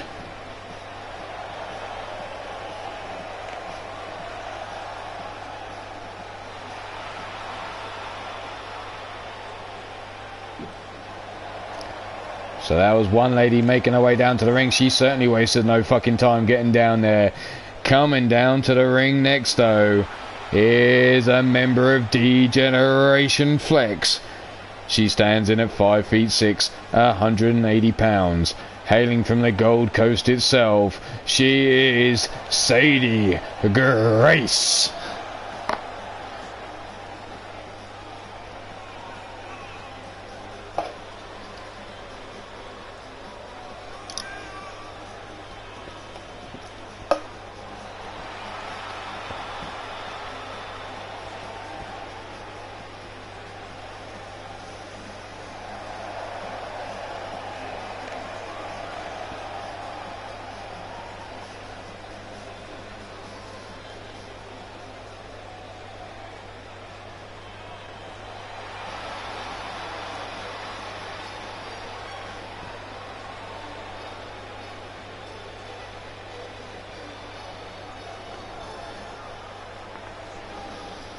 And finally joining these 2 ladies in the match. Cleared by the medical team out back it seems. She stands in at 6 feet 7 inches tall. 275 pounds. From out of this world, she is She-Hulk chick. Laser focused as always as she makes her way down to the ring.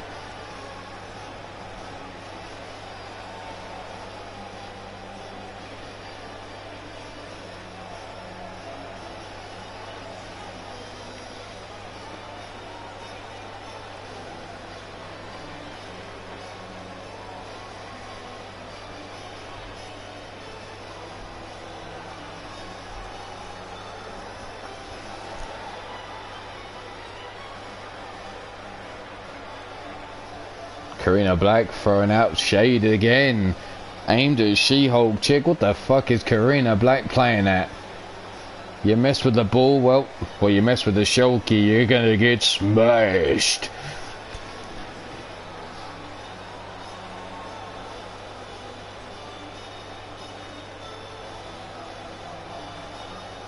Looking around at the fans, assessing what's going down.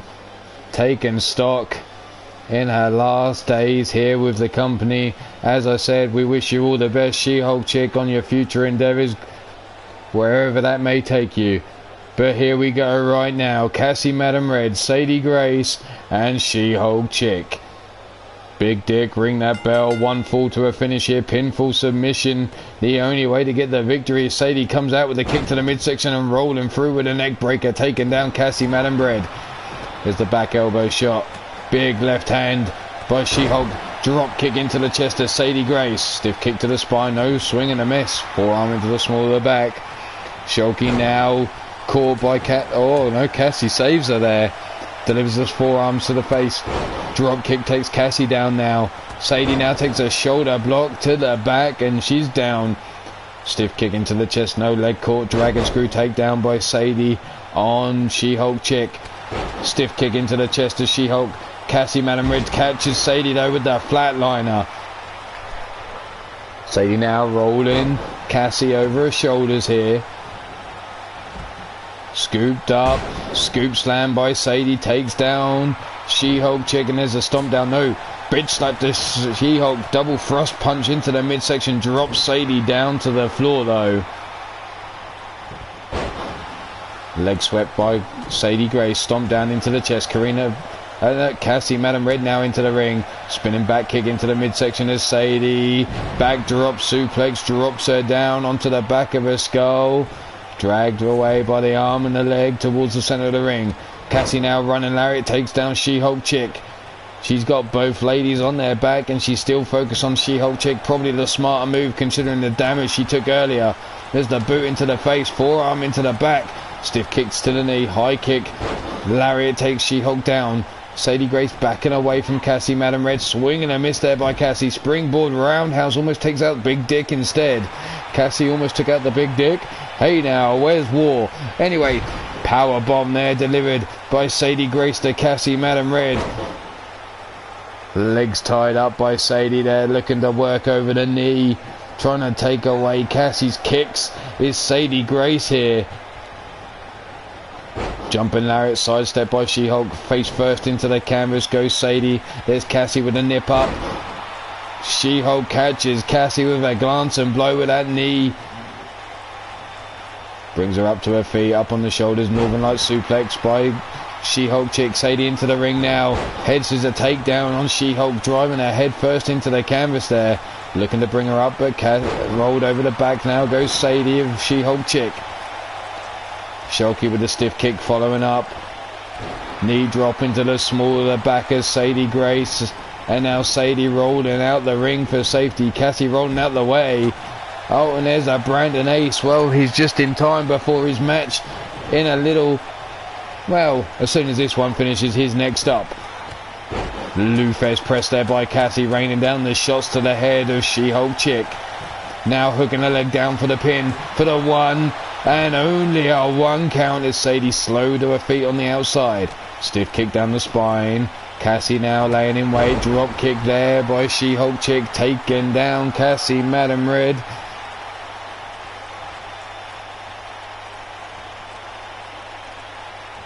Both ladies slow to their feet. She-Hulk there with a club and blow. Takes down Cassie. Sadie with a... Oh, the springboard backflip catches Cassie Madam Red in the corner of She-Hulk went in. Rolled over face first, natural selection taken down. She-Hulk chick drags her away from the ropes, legs hooked down for the count. 1, 2, no fucking good. Drop kick to the back of the head, swing and a miss there. Cassie Madam Red with a steel chair in hand into the ring now.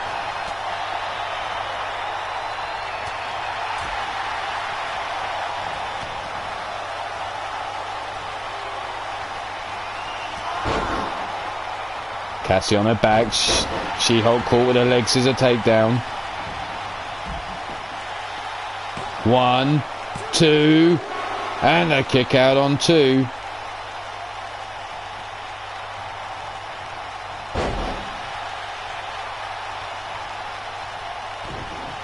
Cassie now kick to the midsection, bringing Sadie up. Patella brainbuster, taking her down. Leg hooked on Sadie Grace. 1, 2. And a kick out on 2. Sadie now behind Cassie, looking to the Irish whip. Swing and a miss there. Are you fucking... Okay, somebody tell me that the New York Jets beat the Dallas Cowboys. Is that right?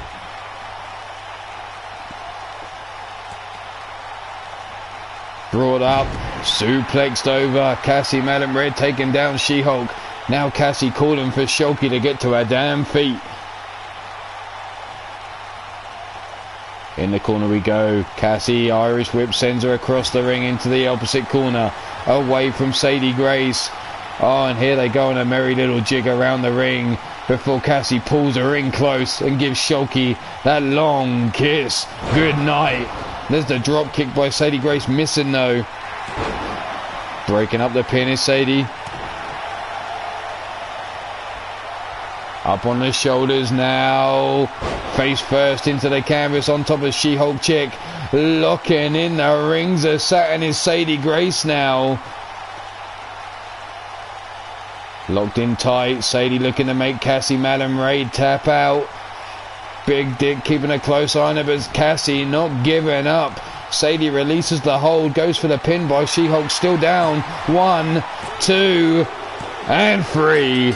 Sadie Grace picks up the victory, taking advantage of the fact that She-Hulk Chick suffering so much damage earlier on tonight. There was the natural selection by Sadie Grace to She-Hulk.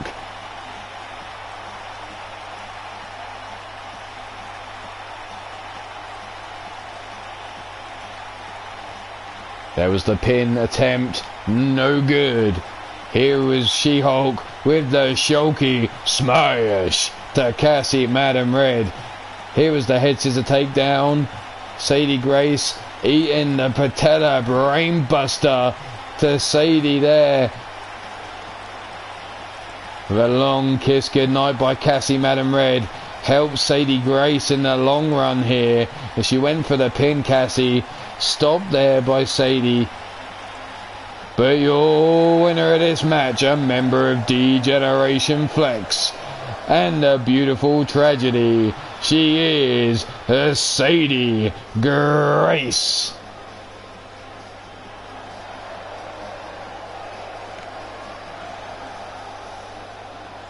I honestly expected the Jets to lose to the Cowboys. Am I wrong in thinking that was the right assumption, that they would lose to the Cowboys? Anyway, neither here nor there.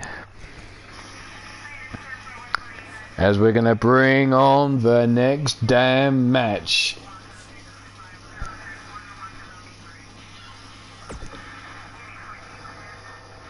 Another triple threat.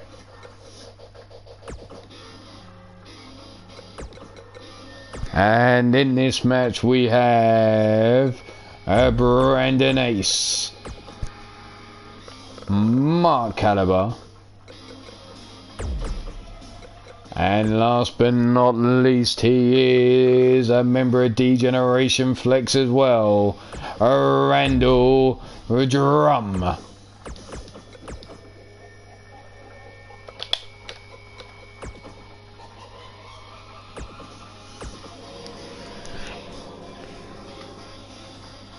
This is the last match before our main event, and have a break before we move on over to UKWF's card for the night.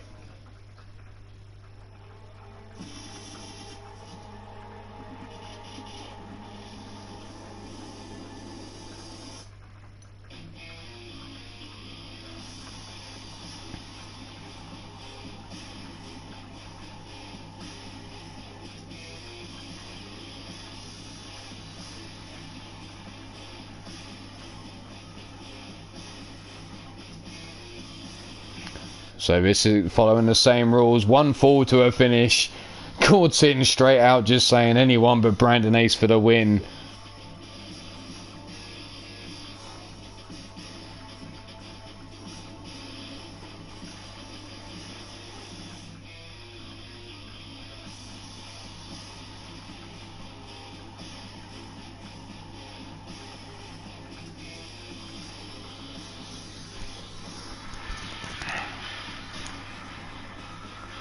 So take your pick here. Who you got for the victory? I know the whole of D-Generation Flex will be behind Randall Drum. A mixed night for them already. But let's go. Coming out to the ring first. He stands in at 5 feet 11 inches tall. 215 pounds on the nose. He is the Charm City player, Brandon Ace. Oh shit, and there's Eddie in the crowd for DIFH. That's doing it for her. Tag team in action later on tonight on UKWF, calling out Brandon Ace straight from the get-go, saying there's a target that he wants to tap the fuck out. Well, here we are, Brandon Ace, the Baltimore Charm City player, in action. Let's see who comes out to the ring next. We should know who it is. Here we go. It's the stat man himself, the calculating one. He stands in at 6 feet and 2 inches tall, 232 pounds. He is a Mark Caliber.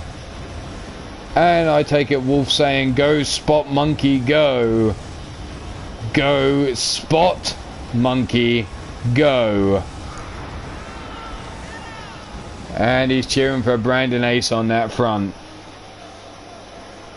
But here's Mark Caliber making his way down to the ring, pointing to Brandon Ace in the ring with that baseball bat in hand. God damn.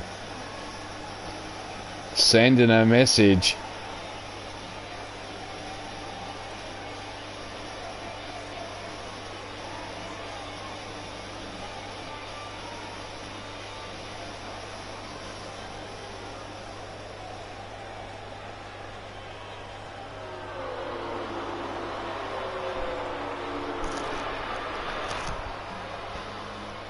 And last but not least, making his way down to the ring, a member of D-Generation Flex. He stands in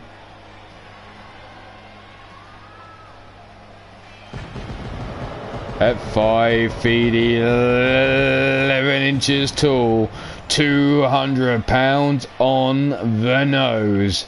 He is Randall Drum, the Drum Monkey.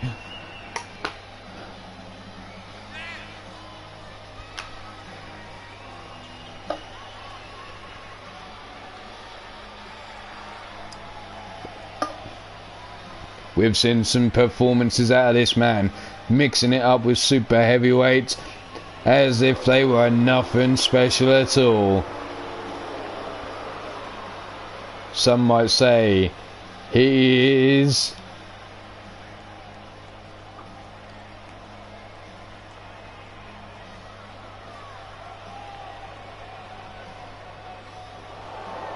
you think he's cheering for Drum Monkey? Okay, I thought he was cheering for Brandon Ace, because we all know that Brandon Ace can be a Spot Monkey.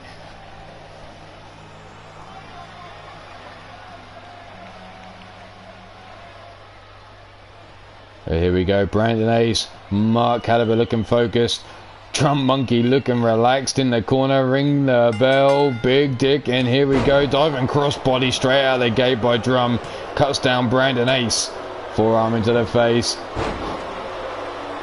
fireman's carry, takedown, back elbow shot, knife edge chop across the chest, and Drum with a drop kick and another crossbody taken down. Brandon Ace, Drum Monkey not paid by the minute, wants to get in there and fuck shit up. Big right hand by Brandon Ace, collar and elbow tie up, shrugged away goes Brandon Ace, and there's the drop kick by Randall Drum. Comes running at Mark Caliber, catches Mark's legs, sweeps the leg, takes him down, and straight into the Boston Crab. Mark though, trying to break himself free, but there's Brandon Ace with the knee shot, and Mark dragging his legs, using that leg strength. Pump kick by Brandon Ace, drop kick by Drum Monkey. Brandon Ace from behind, Tiger suplex, takes down Drum Monkey there. And Mark trying to get this crowd all fired up. Turns Brandon Ace around. Swinging inverted DDT there. Oh, and a dirty bitch slap right across Mark Caliber's face there by Drum Monkey. Stiff kick down the spine. Brandon Ace being called for there. Bring it on. High angled flatliner by Ace into the pin on Randall Drum. Down for the 1 count. Mark trying to get up to his feet, takes a stomp to the lower back and a second stomp by Brandon Ace. There's the boot into the chest and now the boots into the lower back again.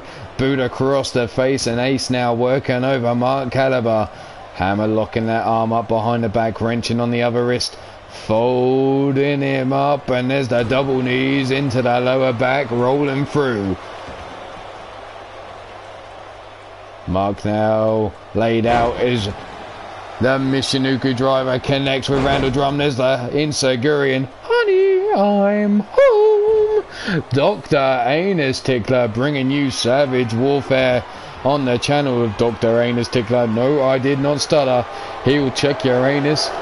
He's got special devices, especially the rusty trombone. That's his specialty. There's the pump kick. No, leg caught there by Mark Caliber and the running lariat taken down. Brandon Ace's drum comes in through the ropes. Mark Caliber caught there, sleeping. Death Valley driver with the roll through the Drum Monkey. Leg hook, no good. Never a problem, Joey. You know better than that. Club and blows across the face of Mark Caliber now. All working him over. Rolling around the ring, rolled over Mark now. Jumping knee shot underneath the jaw of Drum Monkey. There's the knee shot again. Brandon Ace now dragging Drum Monkey away from the ropes towards the center of the ring, looking to bring him up. No. Rolled over now. Forearm across the face, down for the pin, but Mark Caliber straight there to break it up. Gut shot. Arm drag takedown there by Mark Caliber. Knife fish chop across the chest of Brandon Ace, looking for that pump kick. It gets caught by Mark Caliber. And Drum Monkey rolling through on Mark Caliber. And here he goes high up into the air. The drum solo. 630 senton. 1, 2. And the shoulder up just in time by Mark Caliber. Brandon Ace now gets a hold of him. Good night, Drum Monkey. They go to sleep. And now Brandon Ace goes straight for Mark Caliber for the 1 and only a 1 count. Mark Lowe laying face down, ass up. Brandon Ace now off the ropes. Running knee shot into the temple of Mark Caliber. Head scissors, elbow shot to the top of the dome. And again working him over. Mark Caliber now takes the forearm across the face. 1. And that's for disrespect. Just a forearm digging that arm into the jaw of Mark Caliber. Was Brandon Ace there. Ace has his leg caught. Kick underneath the kneecap. Kick to the midsection.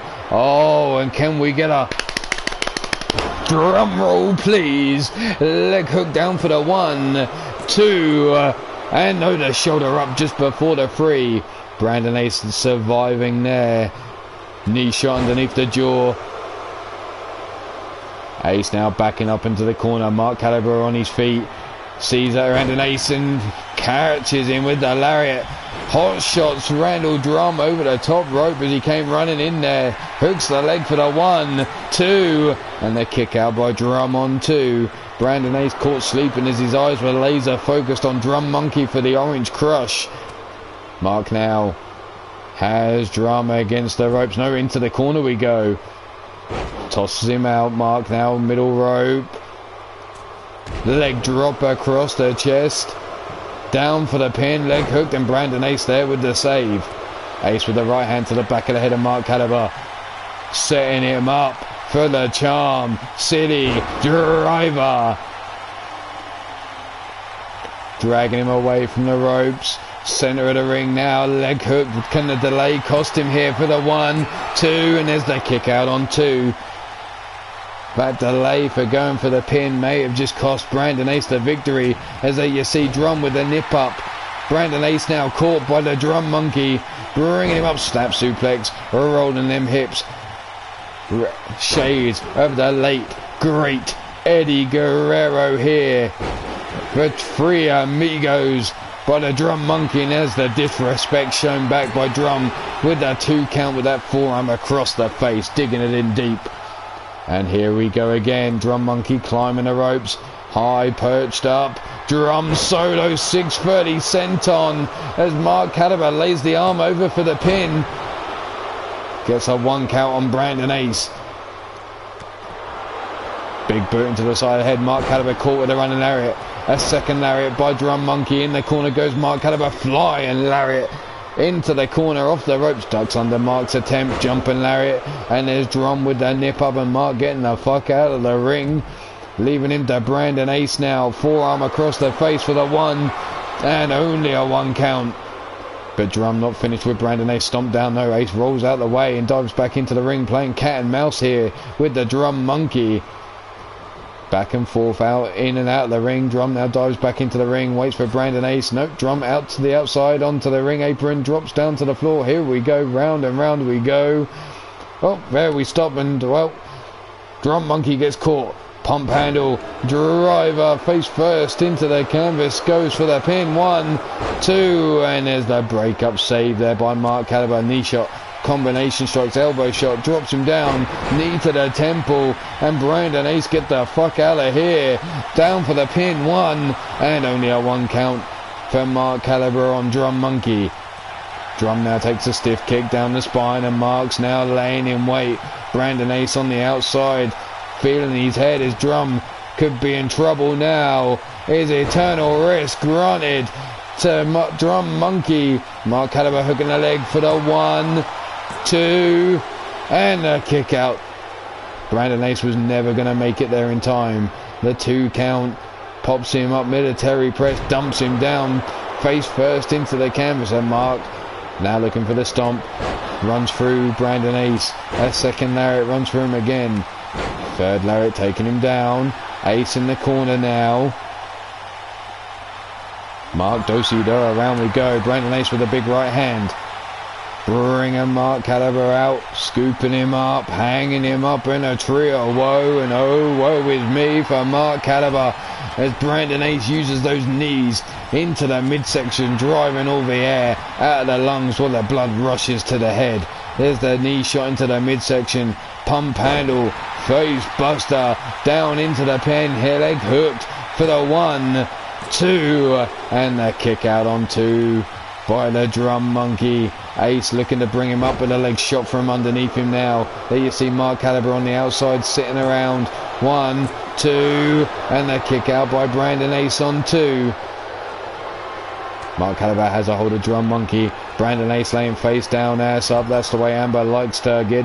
Anyway, Mark now scooping up Drum Monkey, brings him into the corner. Snake eyes in the corner there. Staggering out comes the Drum Monkey up on the shoulders. Electric chair drop. And rolling out the ring goes Mark. Club and blow by Mark Caliber. Brandon Ace now fighting back. Has Mark up. Charm City driver. Delivered to Mark Caliber. Leg hooked for the 1, 2, and 3. Brandon Ace picks up the victory. There you see the drum solo. No good. Mark Caliber catches Drum Monkey with the hot shot over the ropes.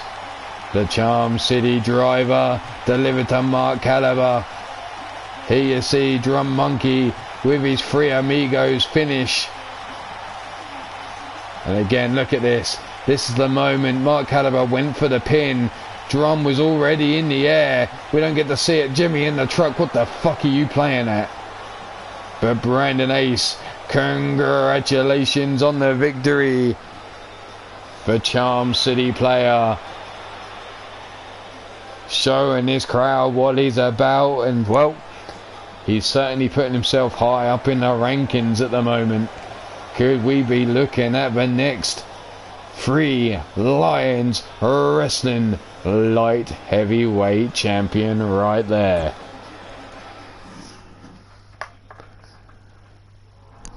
But before we get to our main event of the night, we have one more match to go through, because it seems like Karina has a challenger.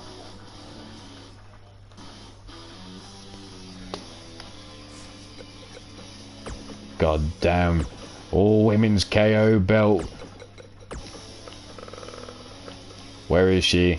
Let's bring her out. She's got a match later on tonight, so she must know what she's doing. The Violent Vixens going up against the Fallen Kingdom.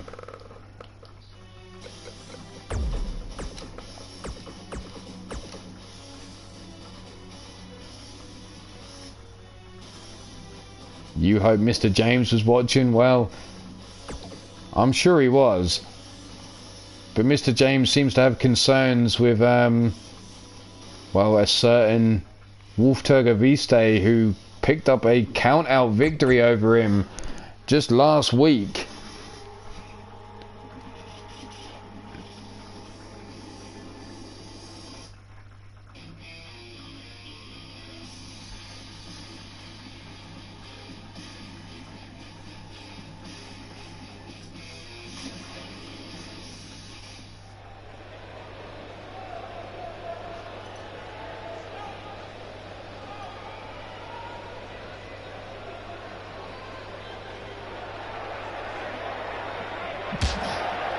And here we have Karina versus Jennifer Quinn, club and blow over the back. Crucifix takedown. Down goes Karina. There's the stomp into the chest.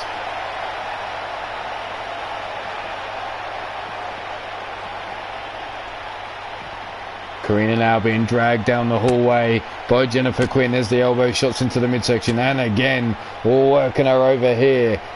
Karina now tosses Jennifer Quinn face first into the crates there. Chop across the chest, kick to the midsection. Collar and elbow type, no, kick to the midsection again. Forearm into the face, swing and a miss. Club and blow, kick to the midsection one more time. Back elbow shot. Karina now fighting back, comes flying in with that dive and lariat there. Swing and a miss. A Russian leg sweep delivered to Karina Black. Brought up to the feet slowly now. Gut punch there. Karina now with the roll. Round and round we go. Into the crate goes Jennifer Quinn.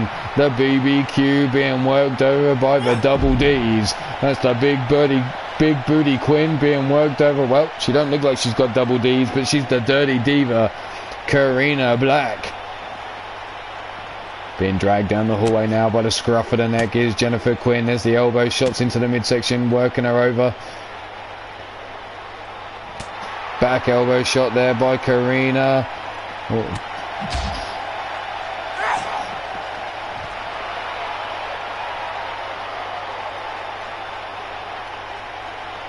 Karina now snap suplex on the floor in the hallway there. Trying to bring her up slowly, grabbing her by the scruff of the neck now and dragging her down the hallway. Depends on how big your damn hands are. There's the elbow shots into the midsection. There's the back elbow shot by Karina Black. Jennifer Quinn coming to, sidesteps Karina. She came running in there, kick to the calf, drop kick swatted to one side, and there's a boot into the side of the head. Jennifer Quinn now being brought up to her feet. Rolling round into the neck breaker onto the steel chair, and Karina Black now laying in wait as Jennifer Quinn slowly getting up to her feet now. Double underhook suplex, that swan-like suplex, and Karina Black making short work of Jennifer Quinn. Congratulations to Karina Black, but now that means we get to move on to our main event.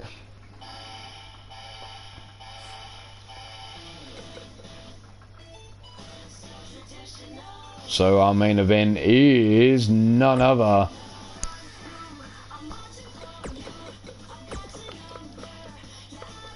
Declan Shaw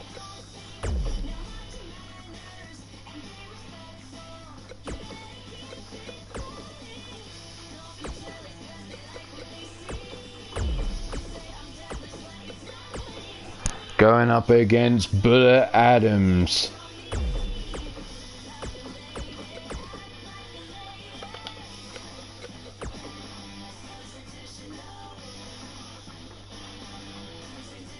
A one-on-one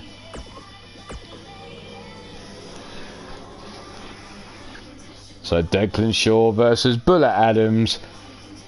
Declan, well, low down in the singles rankings of the heavyweight division of Three Lions Wrestling. Bullet Adams is your current champion. What a scalp to take for the youngster from Scotland.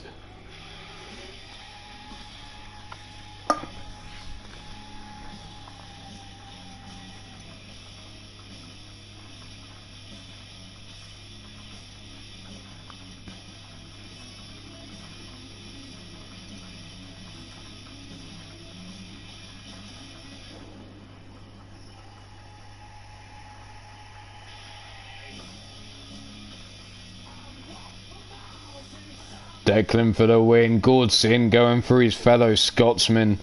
Now there's a surprise. I did hear rumours that the Scots were trying to pilfer Gordson and make a Scottish faction of their own. I've just had confirmation of 2 more people returning for next season. So if you haven't responded or haven't told me you're coming back for next season, well, you need to get in touch with either myself or Miss Jones.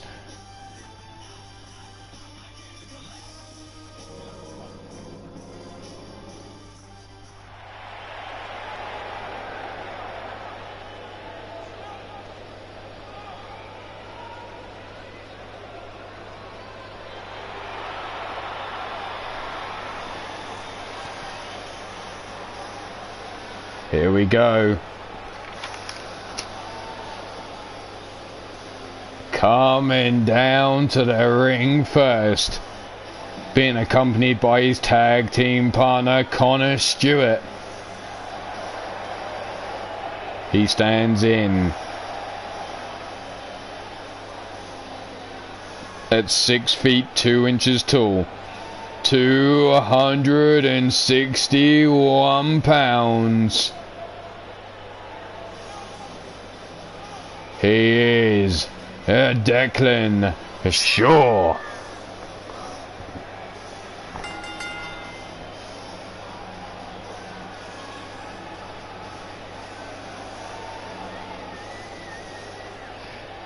And there I see Kyron McAllister talking the smack in the chat.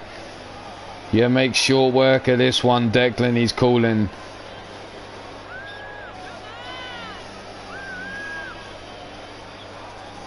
No, I didn't watch, didn't feel the need to, says Caleb James to Brandon Ace. And there's Wolf Turgoviste talking some schmack back. God damn, here we go. Back and forth, but into the ring, the members of the SWA, Connor Stewart and Declan Shaw, but only one of them need to apply in this match. And that's that man right there, Declan Shaw.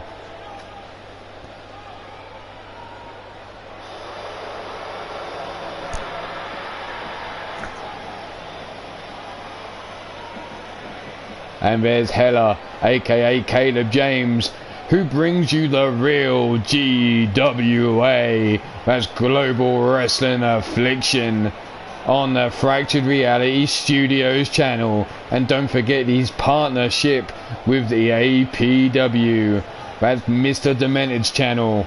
They'll be running into 2K20 season. Make sure you check both of those channels out. No problem as always, but coming out now, he's your reigning UK champion. Standing in at 6 feet 2 inches tall. A weight of 245 pounds. He is a Bullet Adams.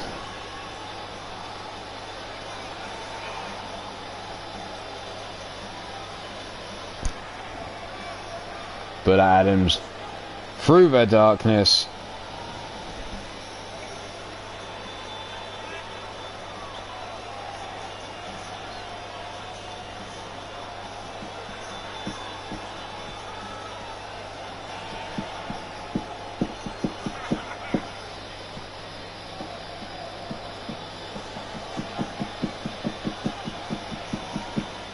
And Monster Factory Wrestling tweets Bullet while he's entering the ring.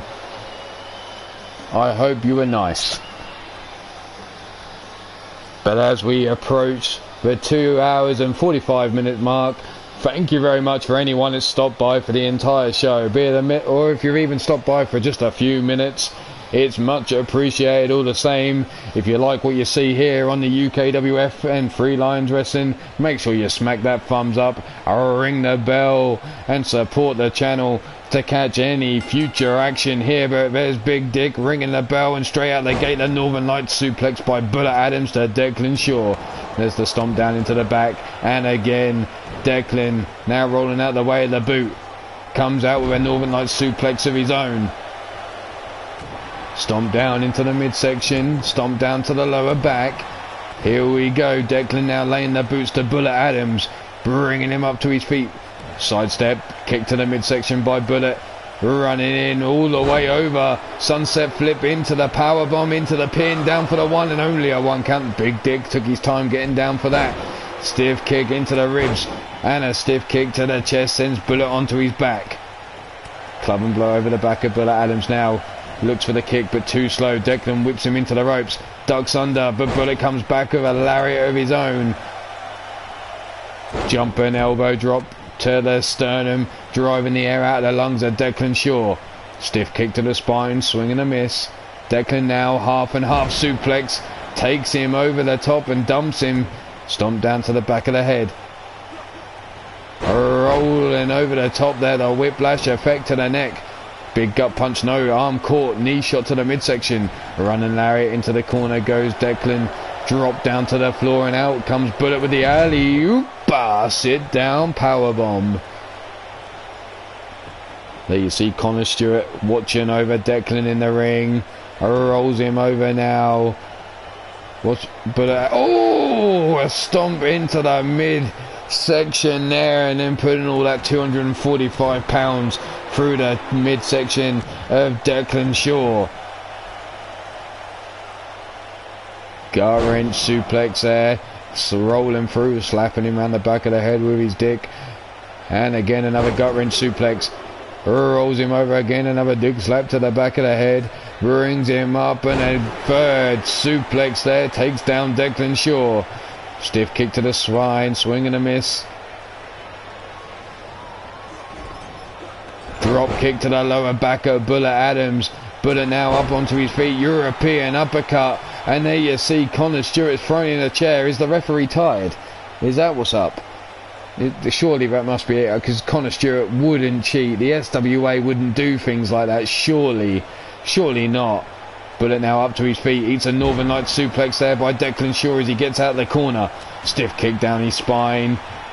Declan now looking to bring Bullet up, but Bullet shoots for legs from underneath him. Looks to bring Declan up, but Declan rolls him over his... Oh! Bullet lands on that chair, but innocently was thrown into the ring for the referee, clearly by the SWA, because there's no other explanation. Over the top rope. Slingshots him in again, Bullet on that steel chair, and there's the elbow drop into the chest, forearm across the face, 1, 2, and there's the kick out on 2. Big Dick still not noticed that chair in the ring yet. Stomp down into the lower back. The arm folded up, and a stomp down to the tricep muscle. Bullet now sat up. Declan looking to bring him up to his feet, but there's the gut punch there by Bullet Adams, breaking away now. German suplex released there. And there Big Dick finally throws the chair outside the ring. Obviously he isn't too tired. He's decided he doesn't need to sit down in this. Oh, there it is. Bullet with the Gingangoody shot. Oh, you dirty little bastard. Declan now being brought up to his feet. Kick to the midsection. DDT down for the 1. Oh, what happened there? Whoa, whoa, whoa, whoa, whoa. Did Connor Stewart just break up the pin? Elbow drop to the chest, and Declan Shaw and Connor Stewart using the numbers game.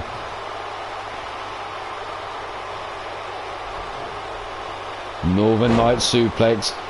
Holding on is Bullet Adams. Bringing him up. Suplexes him over.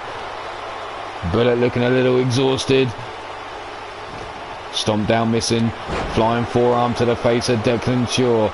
Bullet Adams now with a stomp down across the face. Sit down powerbomb for the 1, 2, and there's a 2 count. Kicking out is Declan Shaw.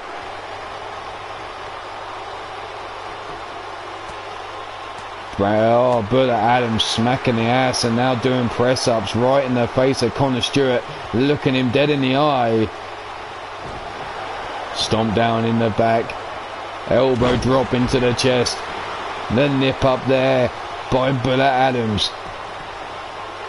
Straight 1, 2, and a kick out on 2. Bullet now grabbing a hold of the arm of Declan, bringing him to the centre ring. Locking that arm up between the legs, treating him like a slot machine in the London casinos and putting the arm for the jackpot. Bullet now looking definitely exhausted, standing over, doubled up over the body of Declan Shaw, who rolls out the ring. Bullet now spitting blood into the air, gets caught with the right hand, scooped up on the shoulders. Backbreaker there. Gut buster over the knee. Elbow drop into the chest, any air in those lungs has been well and truly driven out now. The core of Bullet Adams worked over 2, and there's the kick out on 2. Declan thought that was enough to get him the win here. A little shocked that Bullet Adams was able to kick out, but now Bullet, slow to his feet, gets caught with a kick to the midsection. Sunset flip rolling through into the powerbomb, sitting down for the 1, 2, and the kick out again on 2.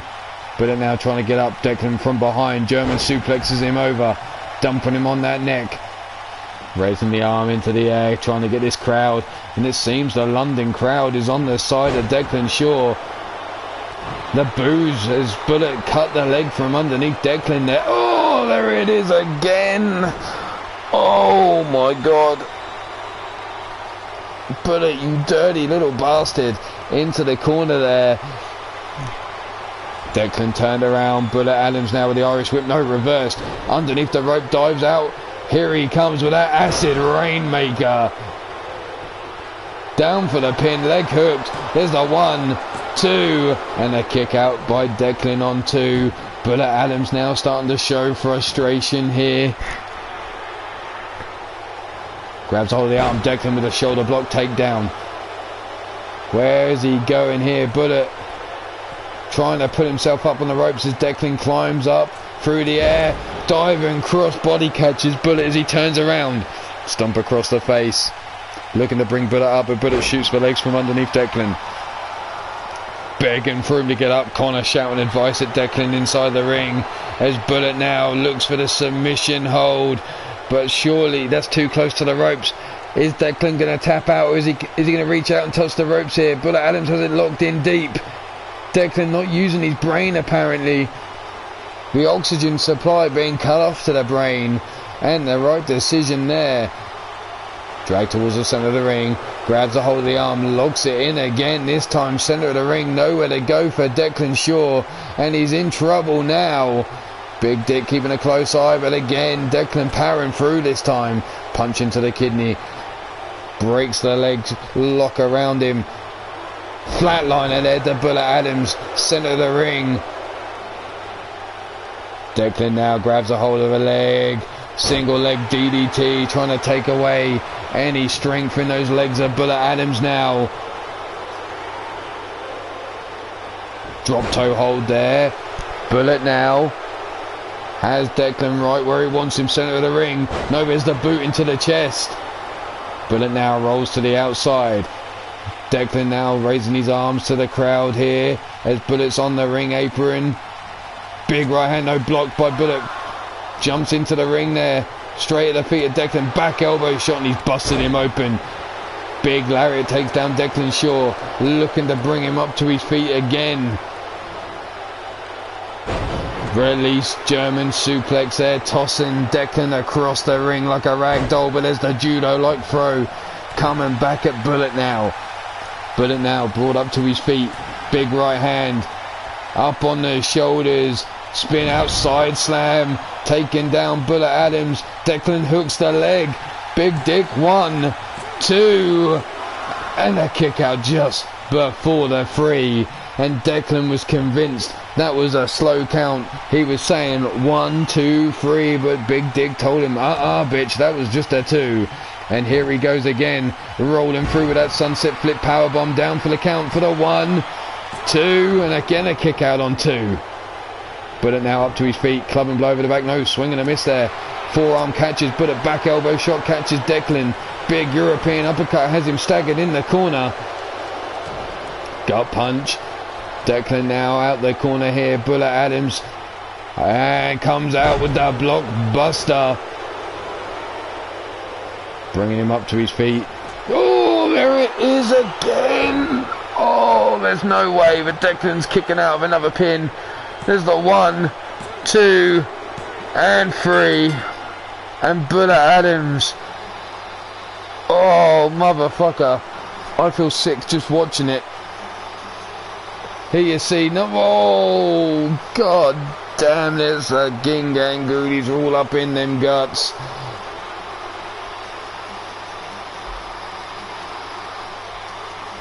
Here you see that dirty degenerate with the DDT. Here's the backbreaker into the gut buster. The kick in. Here was that roll through into that power bomb. Down for the count for the 1, 2.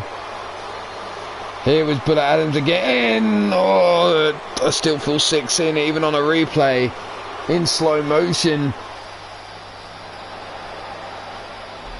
But your winner of this match is Bullet Adams. And there he is, sitting centre stage in the ring as we approach the 3-hour mark. We're going to leave the champ centre of the ring. Congratulations to Bullet Adams. But for now, this is Three Lions Wrestling saying, stay safe, be good. And if you can't be good, well, hell, just don't get caught at being bad. But for now, Ulmarwolf saying we'll be back right after a short intermission. We'll see you over at UKWF episode 26, where we got some new faces to show you yet again. I'll be seeing you soon. Goodbye, people.